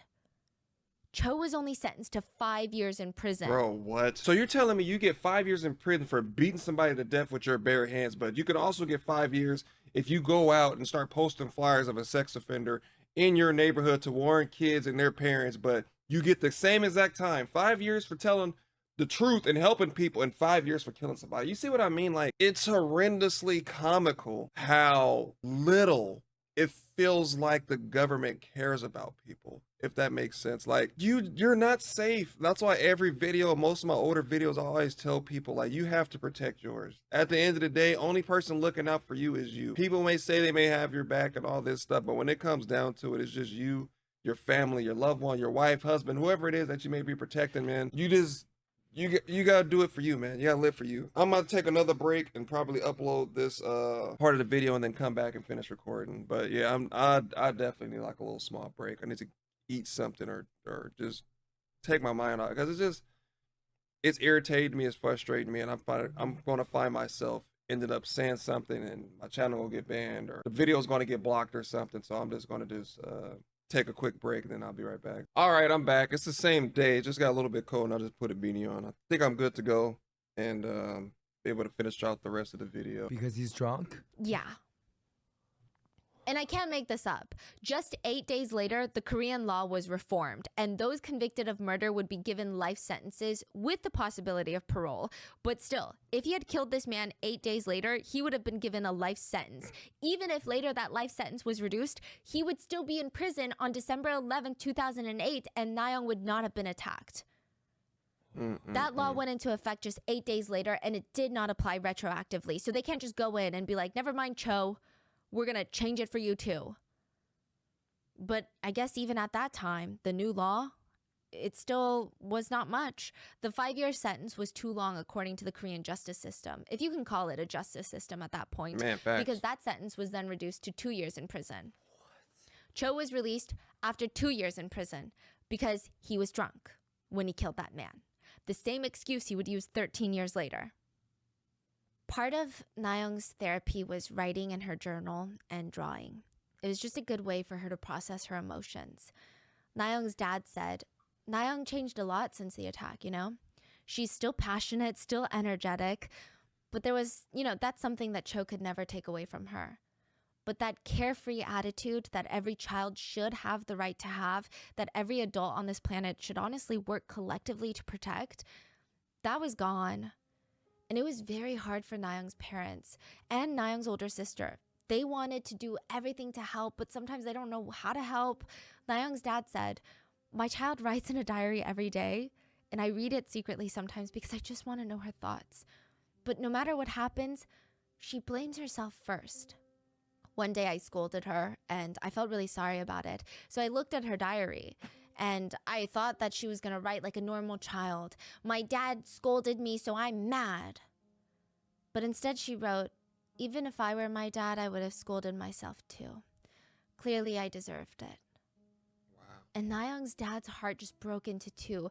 I mean, for one, she's so quick to think that things are her fault. And two, she's growing up way too quickly. Kids her age are supposed to be angry when their parents yell at them. They're supposed to not be understanding. And not supposed to be seeing everybody's point of view. They're supposed to be children. Nayoung's dad said, until last year, she was a normal elementary school student. But now, it seems like she has the mentality of a college student. And every 2 weeks, Nayoung's dad feels like he has to cut open his own chest and rip out his heart. Because every 2 weeks, they have to travel to Seoul. She has her counseling treatments, but also they have to go see a specialized doctor who was working on creating her an artificial anus. Now, side note, he was doing this free of charge. The doctor had heard about the case on the radio and offered up his services. The artificial rectum would hopefully mean that she would not need the colostomy bag anymore. I mean, even that is not easy. The operation should typically only take 4 hours for most people, but Nayoung would need to have multiple surgeries, and the first one lasted over 10 hours. When the doctors opened her up, they realized that her organs were basically tangled. There was a ton of inflammation and scarring inside of her little body. One side of her pelvis had hardened like stone. It was a lot. And even when they were successful at implanting the artificial rectum, she would still need copious amounts of therapy to try and get her own tissues to have that regular bowel movement again. And until then, she would still need her colostomy bag. And the family, they don't have a lot of money, especially after taking off time to take care of Nayoung. They're barely making ends meet. They don't own a car. So every 2 weeks, Nayoung's dad has to watch Nayoung wake up and walk up and down the subway stairs clutching her giant colostomy bag that hits her knees. And she never complains. She's healing so slowly, but there's healing.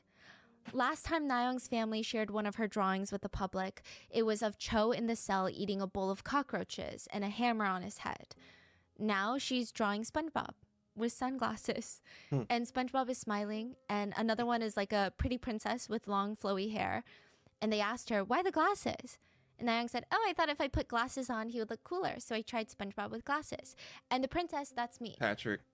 And Nayoung would smile, and the scar on her cheek would go up. But even going to Seoul to get counseling and medical treatments, it's a huge stress on Nayoung. Not just the physical act of getting on the subway and making this very strenuous trek, but for a lot of reasons. Nobody in school, except some of her closest teachers and friends, knew that she is Nayoung.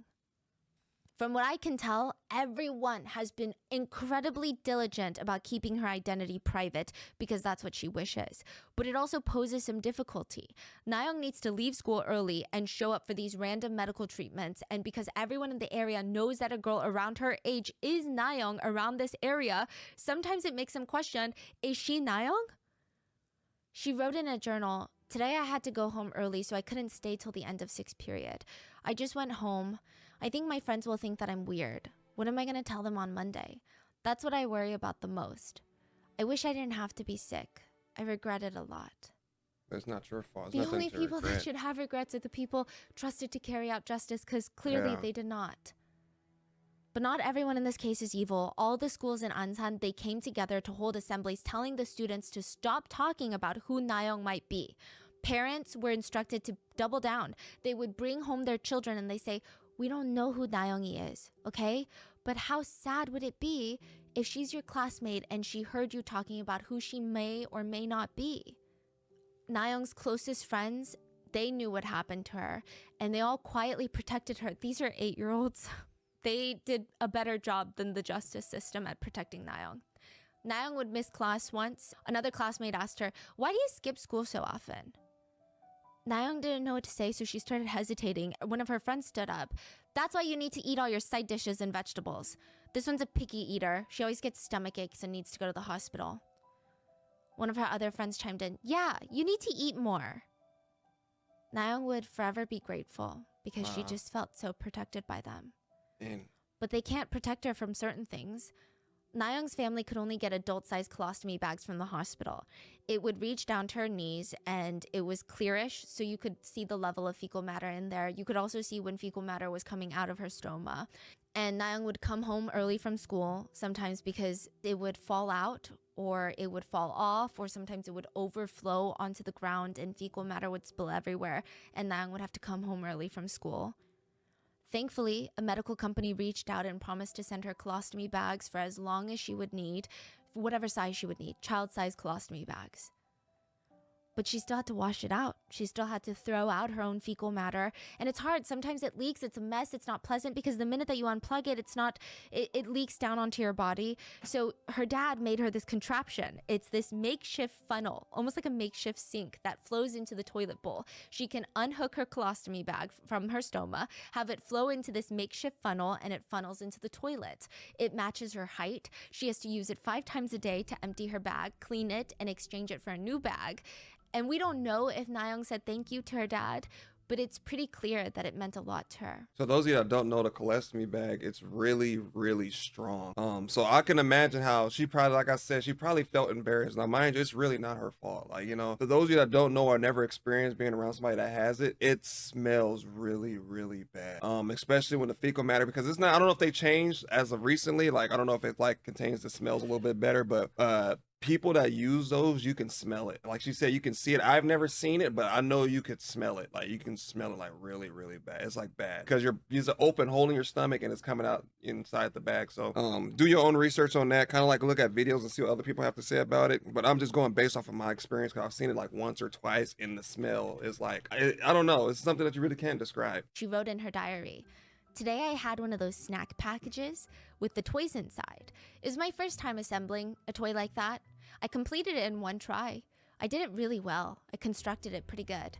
I'm just like my dad, so I'm good at making and fixing things. It's like small. Sorry. Yeah, I know. And I am thankful I was born. But there are things that Nayeon can't do anymore, and her dad can't create an invention to solve it. In May, Korea has something called Children's Day. It's this huge celebration in Korea where parents show appreciation to their children. Relatives come over, give the family kids money and gifts. I mean, kids probably love Children's Day more than Christmas. It's a big deal. Nayeon just had a simple wish. Go to the amusement park for Children's Day. When she told her dad that, his heart sank. He could have saved up for a toy. He could have learned how to cook a new dish. But in amusement park, Nayeon's colostomy bag had to be emptied frequently. It made it nearly impossible for her to be outside for long periods of time unless she's at a hospital. But Nayeon's dad didn't want to say that, so he tried to cheer her up by ordering her favorite pizza.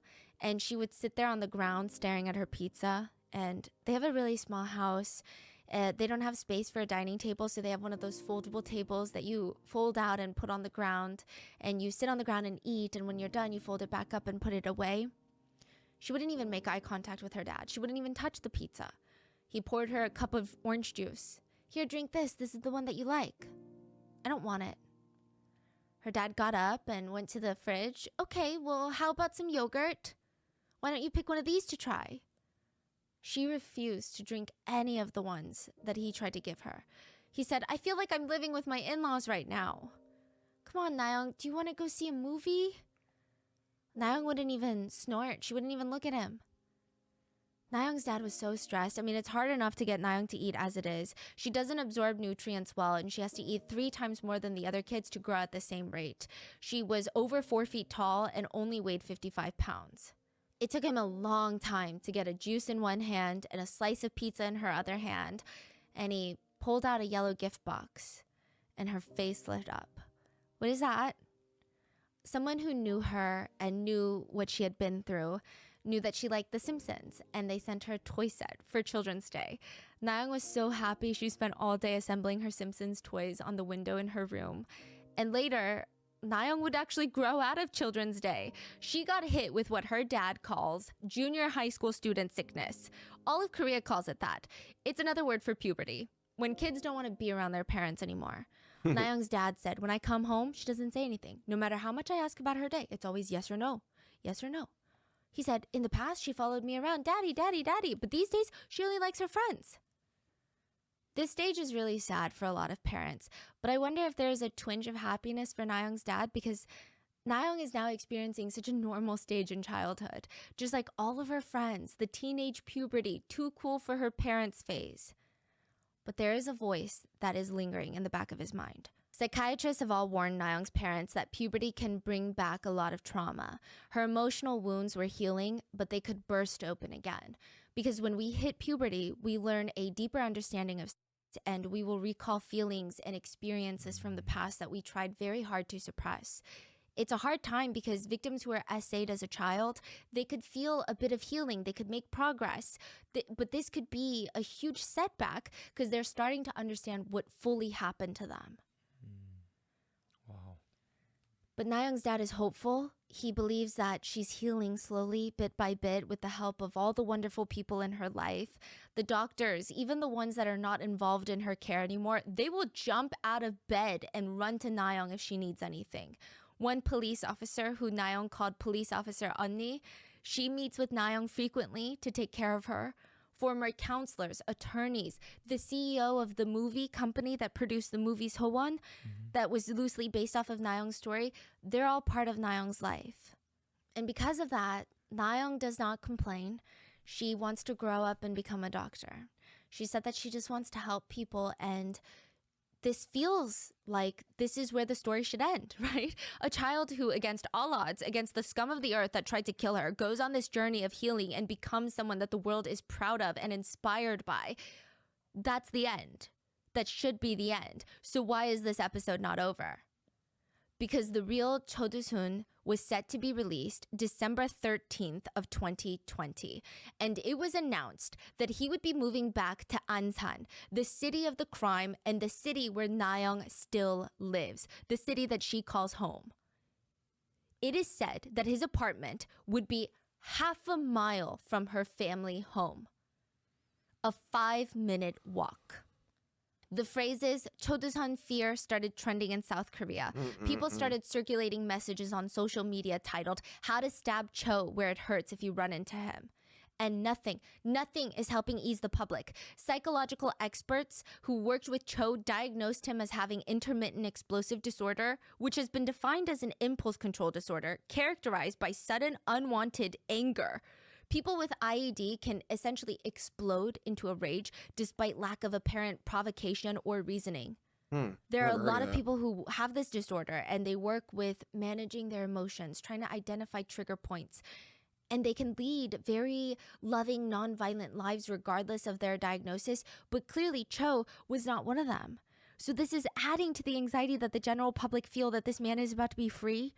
Experts even stated that to make matters worse, it is clear that Cho does not believe there are real consequences to his actions. He doesn't believe it, and he's taking advantage of the justice system because he knows that he can get away with it. And my biggest concern is that Nayoung is like literally getting her life back together. She has this huge support system, and dude is living 5 minutes away from her home. Like, what if one day she's walking somewhere and he's standing outside right there, and there's nothing that they can do about it? Like, he's a free dude, and he pretty much do whatever you want because like he's figured out loopholes in the system to where he's not going to be able to be held accountable for his actions, and he knows that, and he's just being a menace right now. He did that on purpose. It's not a coincidence. It's not no coincidence you just happen to live 5-minute walk from their house. He did it on purpose, and it's extremely sad. And I really hope this story, either him having to move or the family moves somewhere else and they just completely never see this man again, because he's pretty much having Nayoung relive a nightmare over and over again each time she wakes up, knowing that at any moment he can walk 5 minutes and be directly in front of their home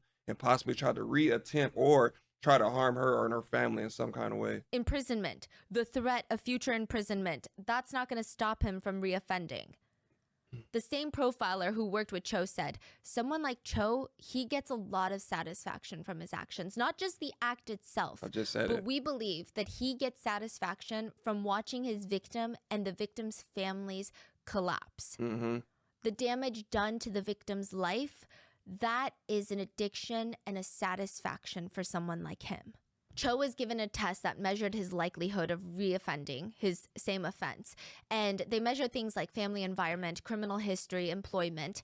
It scored through 30. Anything above 13 is considered a very high risk of reoffending. Cho scored 17. And yet, he's going to be released? Stories from prison started circulating around this time. So before his release, there was more buzz about Cho, and everyone wanted to know, has he changed? Is he safe to be back out in public? Like, are we just releasing an unhinged monster out into the streets? Spoiler, yes, we are. Stories from prison started coming out. Fellow cellmates started being interviewed, which honestly really did not help ease the general public about Cho being released. Apparently, Cho felt no remorse in prison, or at least he never showed his inmates.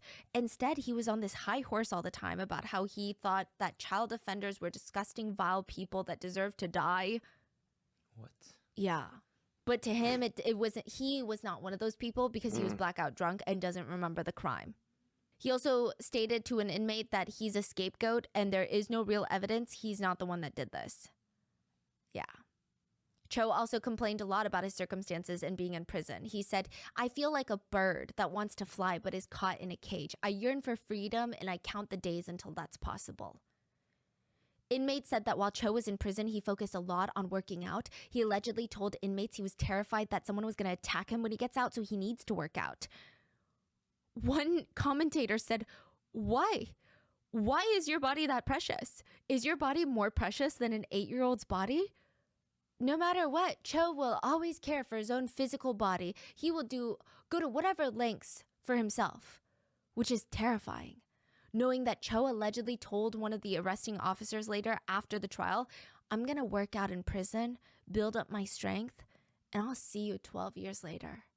Allegedly, he would also complain about the food in prison. He would complain that he wasn't getting enough food to bulk up. He would allegedly ask the people serving the food, is this food for a human? Why are you giving me such little food? Yep. And because he was so ripped, the inmate said he actually did not get wrecked in prison like a lot of notorious child offenders would. He was kind of the top dog in the prison. When an inmate was asked why, The inmate said, I don't know. He's been in there a long time. He's old. He's got a dirty looking face. His face is, his hair is white. He doesn't shave. The inmate continued, my first impression of him was that he looked like a violent offender. How do you differentiate between a violent offender just by looking at them? Yeah. It's in the eyes. Eyes. That's all You're it in takes. prison, Appearance. you can tell.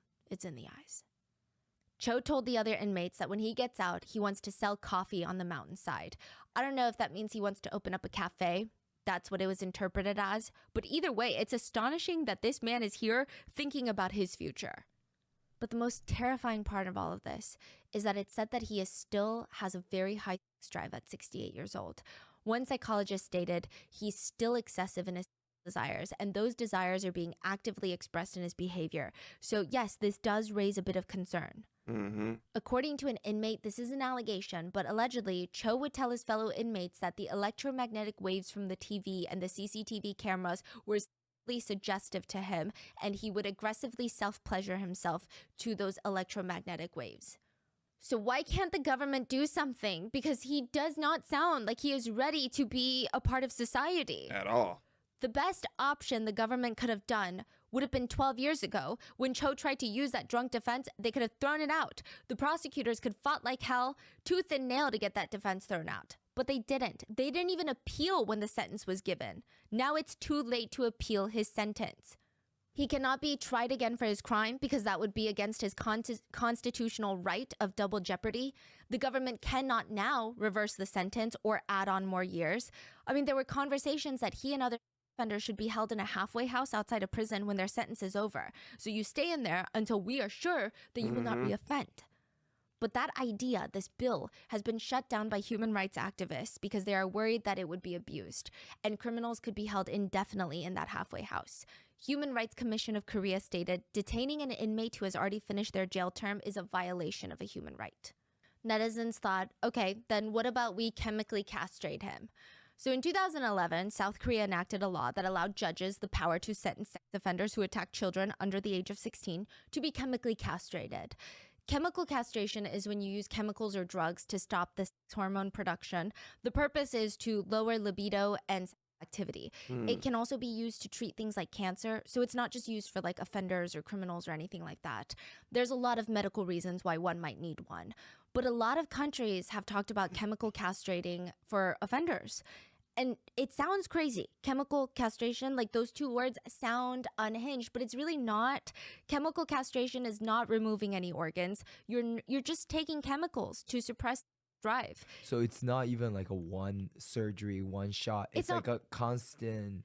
Yes, it's not permanent. Oh, wow. Yeah, it's not a form of sterilization either. You can continue to have children. I mean, generally, chemical castration is reversible when you stop the treatment, when you stop receiving those chemicals. And there are some risks, like increased body fat and reduced bone density and increase in long-term risk of cardiovascular disease. But like birth control probably has same amount of risks.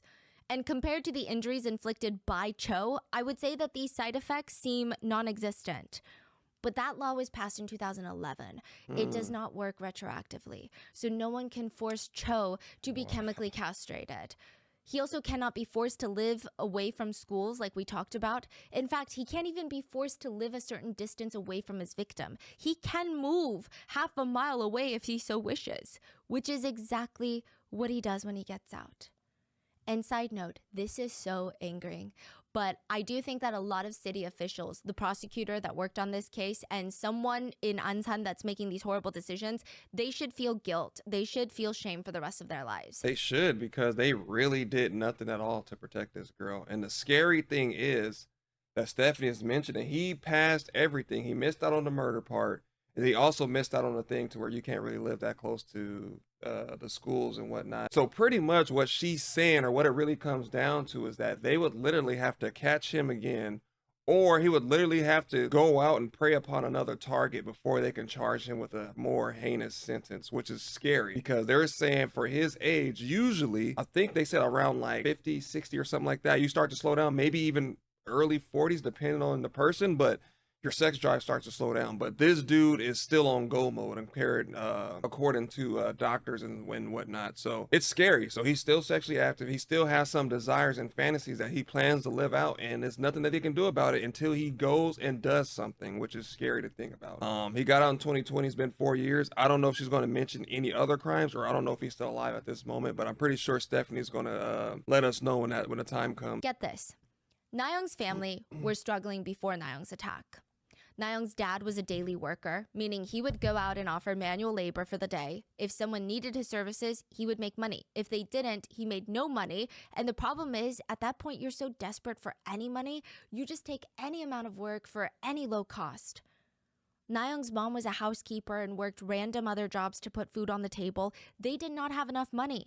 After the attack, both parents had to quit their jobs to take care of Nayoung, to make her feel emotionally and mentally secure, and to help her physically. Nayoung received payments from the Ansan city. Not a lot, okay? $5,000 to help pay for the hospital expenses and other things. But in June 2009, Nayoung's health insurance came through and paid the family $32,000 for the attack.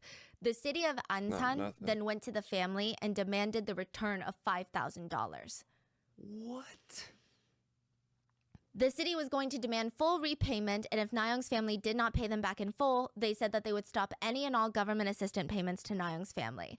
They said it is principle. If you have a balance of more than $2,300 in your bank account, you will be excluded from all support by the city. And the family just got paid $32,000 in insurance money. Why are they're doing them dirty? Angry netizens were the only reason Ansan withdrew their letter and continued all government assistance payments to the family again. And the whole thing was ridiculous. The government seemed more than okay with paying so much in taxpayer money to protect Cho and watch over Cho as soon as he got his right to freedom. Yeah. It's kind of wild. Netizens said it's like he's some sort of incredible person that we as a society need to protect. He's not even a criminal with a high hope of reforming. From a logical standpoint, this is the worst investment of taxpayer money. That is so because yes. What is the argument behind protecting him? It's prevention, right? Prevention, yeah. Okay, then why aren't we protecting the victim? Exactly. No, it's not prevention of Cho's crime. It's prevention of someone committing a crime against Cho. That's what I'm saying. That's the fucked up part, right? Instead, the same amount of money could totally be spent to protect the people who needs to be protected. Yes. Or just at that point, give $1 million to Nayoung and her family. Yeah. Let them move out of the country if they must. Yes. Like, what? Like, it's so backwards. That's what I'm saying. Like, they are spending the money to prevent a crime happening against him. Why aren't we use that money to protect the people who has been hurt or could be hurt, like the kids and the victims? Yeah. It's the same logic. It's the same reasoning. You're trying to prevent something from happening, right? I don't even know how to wrap my head around it. The fact that he is one of the most well-protected men in South Korea. And they're nickel and diming Nayoung's family for $5,000. It got so bad that in 2009, lawyers from the Korean Bar Association, the Human Rights Committee, filed a lawsuit on behalf of Nayoung's family against the state for the way that the prosecutors handled the case. Yeah. I believe she did receive an undisclosed amount of compensation, but typically in South Korea, it's not a big amount. I mean, it's going to be nothing compared to what Nayoung had to go through because of them. To make the situation even more frustrating, Cho will be living on government assistance when he gets out. He will be receiving $1,000 a month from the government. It's unbelievable. A lot of people were angry for this for obvious reasons, but also because he didn't even pay taxes for the past 12 years. He was in jail for committing one of the most heinous crimes known to mankind. Why does he have the right to government assistance? A lot of netizens commented, I'm jealous. I don't have money either, but they're not giving me anything. This bastard Cho Do-sun gets to live and eat off of our tax money. I don't usually swear, but this is unfair. It's super unfair. Someone else commented, I can't even receive tax benefits while Cho Do-sun can receive them and eat well. Man. I can't help but laugh. They're glorifying The government did try to ease the public, and they said, well, Cho is not completely free, guys. we have limitations. He's going to wear a GPS-enabled anklet 24/7 for 7 years. His address and personal details will be disclosed on a government website for 5 years. But after that, it will be illegal for citizens to find him after 5 years and warn friends of his address. Yeah, you could be sentenced to 5 years in prison. Literally, why? Like, why? Why does it matter 5 years later? Man, that's what I'm You saying. need to hide where he lives. Like, why? Yeah.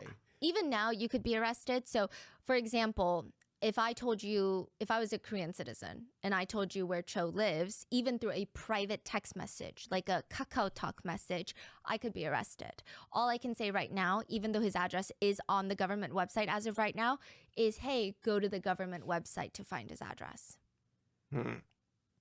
What? But like, why can't we just all dox him after 5 years and then state that we were all drunk? We were in a state of temporary psychosis, of course. Cho was also assigned a one-on-one parole officer, and they stated it would be 24-hour surveillance once Cho gets out. Round-the-clock surveillance. And the probation officer is permitted to make random visits to Cho's home.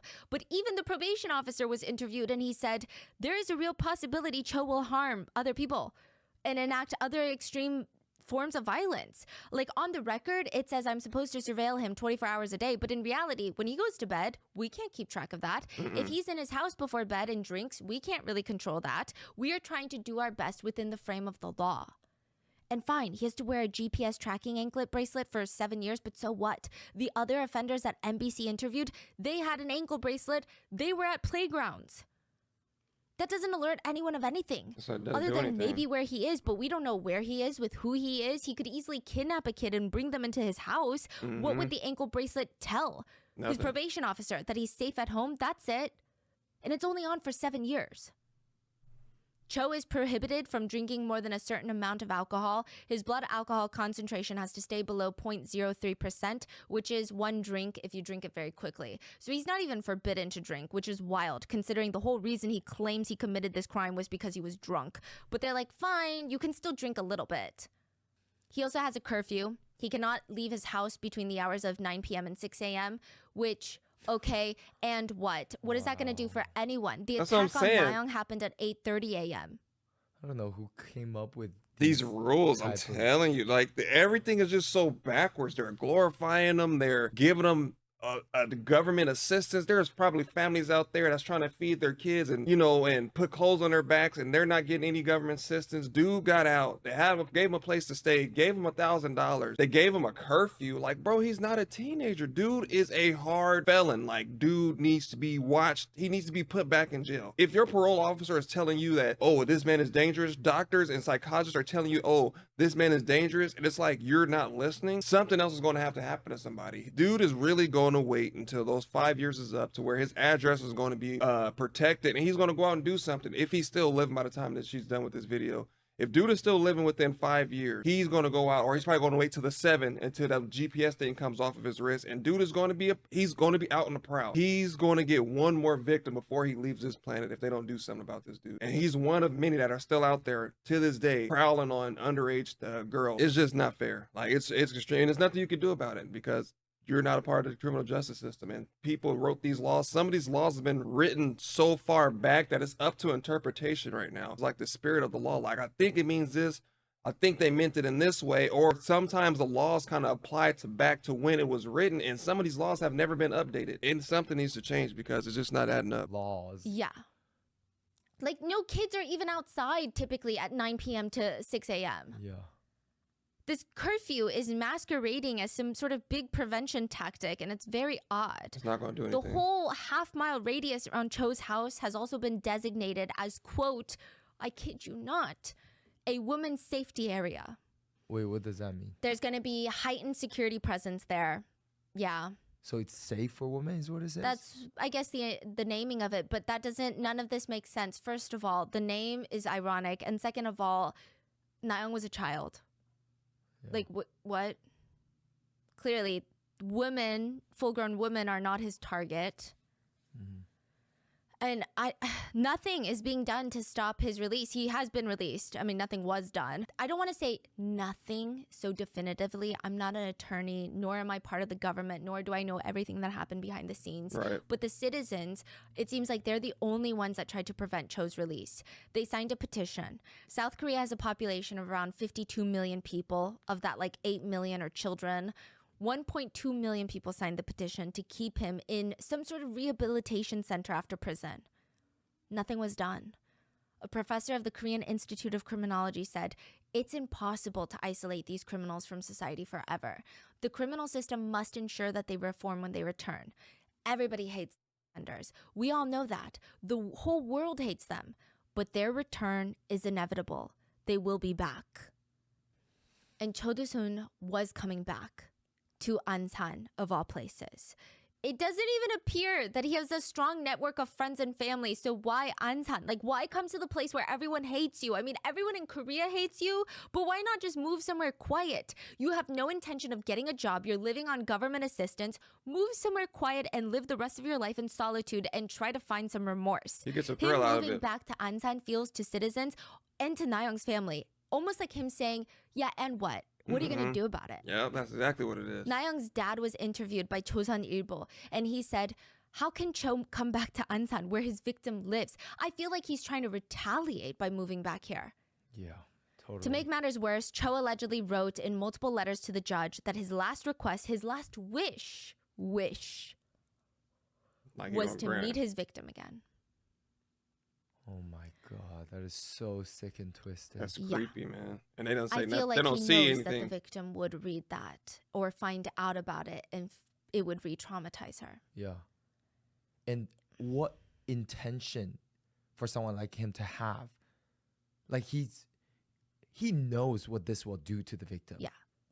So he 100%. obviously doesn't have the victim's interest in mind. So he has his own interest in mind. Yep. Which means he gets off Yeah. on the victim being in pain. Exactly. So, but he's free. It has been 12 years, but Na-young has been on this very slow, painful journey of healing. And it's not just like a one-way road. It never is with trauma. You take 3 steps forward and 20 steps back. How can the government let this man out? Na-young's dad said, my daughter still has to wear a diaper at home. She has to carry the largest sanitary pads in her bag when we go out. People won't know how we feel as parents if they've never experienced this before. I feel like a sinner who can't even protect their own child, but Cho is coming back near our home. Does that make sense? Na-young only watches cartoons as an adult. She was 20 in 2020 when he was released. She can't watch the news. She can't watch crime thrillers. She will faint if there is any depiction of assault. But Cho, the monster who claims he's reformed and is remorseful, he wants to move to the town where the crime happened, the city where he knows his victim still lives. Na-young has been here her whole life. Her friends are here. The ones that helped her through all of this, that pulled her up, they're all in Ansan. Why should she have to move? Right. It might be the only place in the whole world that she was able to somewhat be comfortable in. Safe. The government offered Na-young's family a smartwatch that will detect a signal if the perpetrator gets close. Her dad said that would just make them more anxious. Yeah. That's not a way to ease the trauma. He said, if the watch sends an alert to my daughter, she will freak out. And it will make it easy for people to identify her as the victim of the attack and identify her as Na-young. Feels like these government officials are so out of touch. Oblivious. It's like they try to do things to quote help because people demand it. But I feel like if that's their family member, they would not treat it this way. They at wouldn't. all. I did see some netizens commenting some enlightening things of when government officials, such as the prosecutor, does such things where you cannot understand it and it almost feels like they're on the perpetrator's side. It makes you wonder, do they just relate to the perpetrator more for whatever reason? Yeah. Because I just can't. I mean, all the netizens are saying it doesn't matter what political party you're in. Na-young's case, it's a united front as a nation. Yeah. Everyone wants Cho dead or at least in prison for the rest of his life. So it doesn't make sense in people's minds what these government officials are doing. Yeah. There is no logic. There's no rhyme or reason. Yeah. At first, when Cho was released, absolute hell broke loose. There was a squad probably of 20, 30 police officers surrounding the perimeter of his apartment building 24/7 for weeks, months. The crowd chasing after Cho in his government-issued vehicle when he was released from prison, like that's special treatment. Usually prisoners are required to find their own method of transportation back home. The crowd chased after the government vehicle, kicking it. YouTubers went and climbed on top of the government car, jumping on it. They were egging the car. The police had to barricade a whole road from the prison to Cho's house. The car was getting egged, floured. Protesters are ordering black bean noodles to the apartment, trying to pose as food delivery drivers to get into the building to kill Cho. When that failed, they just sat and ate black bean noodles in front of the cops, which honestly, the cops probably didn't want to be there in the first place either. Like, I don't think any single cop in their right mind wants to protect Cho. Yeah, and they have a job to do, so they can't be like, well, I'm not doing it because I feel some type of way. As a police officer, you have to stay neutral to everything. And I feel like that's the hardest part of the job, because you have to stay neutral. Like, you can't have any emotions or feelings towards anything, whether it's about religion, gender, race, ethnicity. It doesn't matter. Like, where they come from, you cannot have an opinion. You just have to do your job and get on with it. No matter how bad you want to say something or do something, you just can't. And I'm pretty sure a lot of them in that uniform that was guarding the building, like Stephanie said, had some type of ill will. They would do it if they could, They would like let people through, but they can't, because then they'll lose their job and then they have families and stuff. So it's just unfortunate set of circumstances. Citizens went around to the back of the building, turned off the gas line into the building. They said, you don't have hot water, you don't have gas to cook with. Some showed up with rocks to throw at his window. Others brought frying pans to bang on. It was a literal war zone. At least 4 people were arrested the first day. They're going to be facing criminal charges of obstruction of justice, destruction of property, and battery, which I hope they tell the judge that they were drunk. Mm-hmm. But after a few months, Ansan quieted down, and there were no more angry citizens with cartons of eggs. It was just quiet. Residents don't feel safe in their own city. One resident said, what is the point of installing cameras? Here's what they're saying when they install cameras. If there's an incident, we will deal with it after it happens. Cameras are not about prevention. It's totally useless. The playgrounds in Ansan feel like a ghost town. It feels more like an abandoned city's playground. This is a town that has close to 716 residents. Sometimes you hear swings squeaking, but it's just the wind. None of the kids are on the playground. It feels like parents are anticipating a monster around every corner. But December 4th, 2023, just a month ago, 9 p.m., the streets of Ansan are quiet, very quiet. Not a single soul goes out at night without a care in the world. Everyone, if they're going out at night, they've got a destination in mind. They're avoiding alleyways. Children have curfews. Everyone except Chodusun, because you don't have to be scared of the monsters when you are the monster. Mm-hmm. December 4th, 2023, 9 p.m., past Cho's curfew. He disappeared from surveillance for 40 minutes. Cho is not allowed to leave his house between the hours of 9 p.m. and 6 a.m. He was missing for 40 minutes between 9:05 p.m. to 9:45 p.m. 40 minutes. You can walk half a mile within 5-10 minutes, depending on your walking pace. So let's say a mile takes you 15 to 20 minutes to walk. That still leaves Cho with 20 minutes to do something. And remember, Nayoung's family home was half a mile away. In 2008, it only took Cho 30 minutes to almost kill Nayoung and then head back home to change and fall asleep. He was out for 40 minutes. At 9:05 p.m., Cho leaves his house. He walks out of the main gate of his apartment, and there's this little booth of police officers set up. They have to have stationed police officers outside 24/7. It was 9. He walks up to them, and he starts talking to them.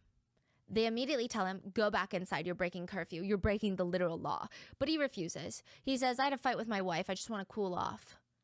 As he's whining, the ankle bracelet activates, and an officer is dispatched to the scene.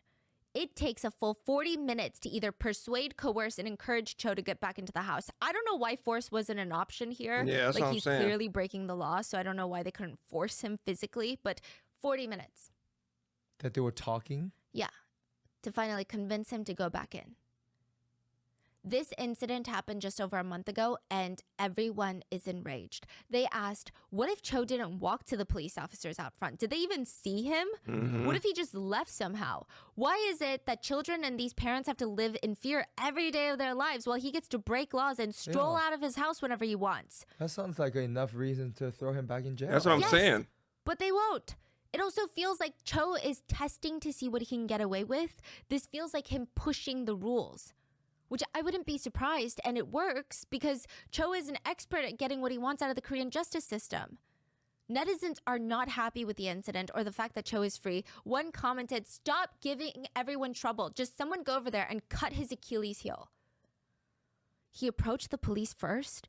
I feel like he's just testing to see if he could get away with it next time. Yeah, that's what he's doing. We should not underestimate Cho. If the police had not been there at the post, or if they didn't see him, he could have done something. Another netizen wrote, "That's so crazy." Yeah. It's like he literally testing the waters right now. A lot now. of these police things, it's like, oh wow, they're just manhandling you. But over here, they're having a peaceful conversation. Like, please go back home, please. The prosecutors were yelling at Nayoungi to sit up straight. Yeah. And they're like, "Please, Cho, do us a favor, do us a solid." I swear, sometimes when I research these cases, I feel like evil is rewarded. I don't understand. It seems that way. Other people wrote, "I can't believe our tax money goes to this guy for this one devilish criminal." Thankfully, Nayoung was safe in those 40 minutes because she no longer lives in Ansan. The family had to move. The family didn't have money. The local community raised $100,000 to give them for all moving costs and just life. Nayoung is in college now, so to her college fund as well. It was just incredibly kind, and Nayoung and her family were forever grateful. They did not have the resources prior to this, but they're still upset. Nayoung's dad said, "We didn't want to run. We had no choice. I also wanted to deliver a message that the government did nothing but force the victim to go into hiding. It was our only option to move away. Many years have passed and still nothing has changed. The burden still falls entirely on the victim." He said that there needs to be much more support for victims. He's scared that there's going to be all this buzz and attention after Cho's release and it's going to disappear.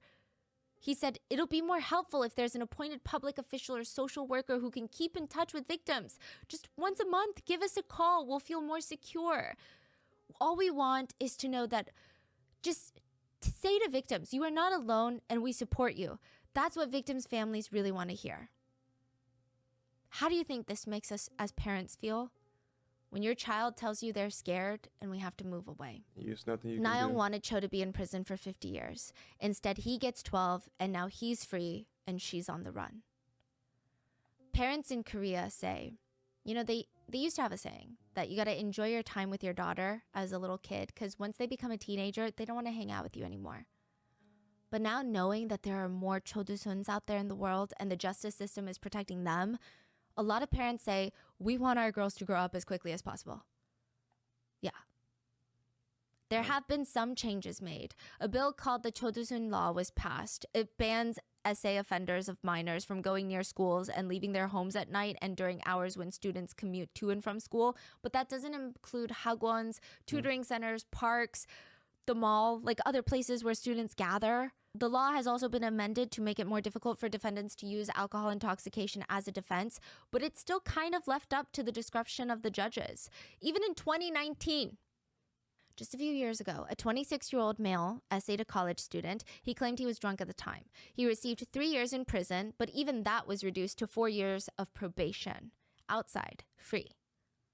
And even with Cho Do-sun being a, quote, free man, the government keeps making reassurances to the public that he will be closely watched. But now netizens want to know, and then what? We're going to spend all our taxpayer money on trying to prevent Cho Do-sun from reoffending, but what about all the other Cho Do-suns? What about all the other children being hurt? How do we prevent all the other offenders from offending and reoffending? Data from the Ministry of Gender Equality and Family revealed that only about half of recorded crimes against children 13 or younger resulted in a jail sentence at all. What? With the other remainder receiving a probation or a fine. This is between 2010 and 2015. About 61% of jail sentences were around 1 to 5 years, and less than 10% of jail sentences were more than 10 years. Wow. It's so crazy. Everybody's getting off And, scot-free, you know, man. knowing that Korea has such a crazy law against drugs, Same way you over know, here. like, Same way over here. you are literally dead if you do any type of drugs. And here you are, Yeah. some of the most vile crimes, and you get like a couple years. So recently with the actor who passed Right. and this Cho Do-sun breaking his curfew, a lot of netizens have been saying, essay, murder, it's okay. We forgive you. Drugs, Yeah. you're a dead man walking. Same thing over That is here. South Korea. Same thing on this side in the States. Just Even the exact same. accusation of drugs. Yeah. I mean, it's just crazy. A lot of netizens said, and the government wonders why South Korea's birth rate is declining. I mean, there's a huge host of reasons, economic, financial, socioeconomic, but the sentiment applies that, I mean, this is not just South Korea, by the way. This is clearly in the US as well. Why would we want to raise our children in a world that does not protect our children? I said that earlier. I'm telling you guys. One netizen commented, I think it's extremely important to note that Ansan city funds are literally being thrown away trying to stop a criminal from being a criminal, when it could be used to help a victim and a family have a better chance at life. Another commenter just reads, I hope he dies of COVID-19. Heart emoji. When Cho was attacked with a hammer, one comment read, to the doctors of Cho Do-sun, this is exactly the time to make medical errors. If by mistake you drop the scalpel and cut him in half, this is just a medical error and all the citizens will understand and support you. Another comment reads, there's no way to control someone like him. He's like a fire that needs constant suppression or he will be out of control. And it feels like nothing has changed with him and nothing has changed with the justice system for the past 12 years. And that is where we are with this case. I usually always tell you guys to take one positive thing from this video, and it's really hard to find that piece or that positive, but the one positive thing I'll say is that, you know, it's just like she's alive, she has a great support system, and she's doing the best that she can to live out her life. That's all I could really hope for. It's just really unfortunate that this entire video just felt like everybody was against Nayeon, everybody was against her family, everybody was against her progression towards trying to kind of forget those traumas. And it just felt like everybody was kind of putting her down. Prosecution, sit up straight. It's just like evil, like Stephanie said, is being rewarded. Like, in all honesty, if Cho would have had drugs on him when he did that, he would have got more time for the drugs than he would have got for the SA crime. I feel like they would have looked past the SA and went straight to the drugs. And I don't know why that is. I don't know why physically, emotionally, and mentally violating someone is less time than you being in possession of a controlled substance. It just doesn't make any sense. In some states, if you see a kid in the backseat of the car, it's not something that you can pull them over and give them a ticket for. Like, literally, a 2 or 4 year old could be in the backseat with no restraints on, and you can't stop them for it. In some states, like, it's insane. Like, it's just, some of these laws make no sense. Some of these laws were written so long ago, like I said before, that they haven't been updated. They're still being charged and interpreted as in whenever it was created. So half of the crimes and stuff that's being charged are kind of outdated, and a lot of these criminals are getting away scot-free and living normal lives and living better lives than their victims, which is extremely unsettling. So like always, I always tell you guys, you know, big shout out to the Korean community that kind of stood by Nayeon and kind of like stood up for them when the company tried to take back their $5,000, but the government was super over here pumping out $1,000 a month for Cho and $1 million worth of cameras and stuff like that. And it wasn't for the community, it was for him. Lights and stuff like that. Dude walked outside and they pretty much begged this dude to go back inside the house because they didn't want any problem. They didn't try to grab him. They didn't use any kind of force. They just kind of slowly like, hey, get back in the house, please. We don't want any trouble. Like, bro, you're the police. Get the dude back in the house or arrest him because he's breaking the law technically because he's not supposed to be outside right now. He's breaking curfew and no one did anything about it. So I'm just really glad her family was able to move out of the area and kind of like start over and kind of like start like a new life. Hopefully she's still in contact with her friends and the people that made the movie. I believe the company that inspired the movie Hope, or I think it's Hope in American and Wish in Korean. Yeah, just watch out for each other, man. As Stephanie mentioned, that's the biggest reason why I kind of like, I'm not sure if I want to have kids or not, because I'm not worried about myself. I'm worried about other people. I'm worried about school shootings. I'm worried about like fentanyl and fights in social media and the music industry. It's like it's super, super toxic, but at the same time, life can be beautiful. So it's kind of like this constant struggle that goes on, you know, like in my head, and I don't really know what I want or if I'll ever kind of like make a decision about it, because like Stephanie mentioned, parents are more scared to send their kids to school because you have people that are out there to ruin your lives, and then they're going to try to play victim like they didn't know what they just did, and they're going to make it seem like, oh well, we're this organization of people that feels this kind of way and it's not our fault. And it's like, yes, it is your fault. You can't be having 17 charges and you're still out there preying on people. It's just sad to know that if you're being stalked, you're being harassed, you got to go out and get weeks and weeks of proof, but by that time you gather all that information or all that evidence, it's going to be too late. You're either going to be injured or possibly dead. So just be mindful of where you live, and some things just can't be prevented, and that's just the sad part about it. It's nothing that Nay Young or her family could have done, because at the end of the day, if it wasn't going to be their child, it was going to be somebody else's. And it's unfortunate that these things happen on a daily basis, and that the justice system tends to fail more than it does succeed on most cases. So yeah, with that being said, you know, look out for each other. Always be aware of your surroundings. I know you be out there having fun sometimes on weekends and stuff. Just be on a constant lookout. If you see something's wrong, or you feeling a type of way, you feel like something's not right, that it probably is not, and you probably need to head out, or, you know, say your goodbyes and probably leave the situation. Like I said, you see something, say something. Don't just look out for yourself, because there's people out there that may need you and they're not confident enough to speak up for themselves. But be mindful about it, because everybody cannot be helped. So that's why I said it's a double-edged sword. I've seen people that were in need of help and getting beat up and stuff like that, and then you try to help them, they say, no, I got it, and they're comfortable with it. Or there be an abusive relationship and they end up going back with the same person that did it, whether it's male or female. So be mindful of that. I want to thank you guys so much for stopping in and tuning into the channel. If you made it this far, very, very disturbing video, a lot of graphic details, probably the most disturbing video that I will have on my channel if it gets posted, because I don't know if YouTube's going to block it or not. But this video is by Rotten Mango, so if you guys haven't already, make sure you swoop down to the description box, click on a link, go watch this video in entirety, because I was pausing, stopping, and talking through the whole thing. If you guys are new to the channel, my name is Zems, and welcome to the Crow's Nest. Again, but no one told you guys today, I love you. Take care of yourselves. Let me know down in the comment section if you guys have any questions, and start listing some more video recommendations down in the comment section, and then I'll probably put those up in a poll at sometime next week at some point. But yeah, see you.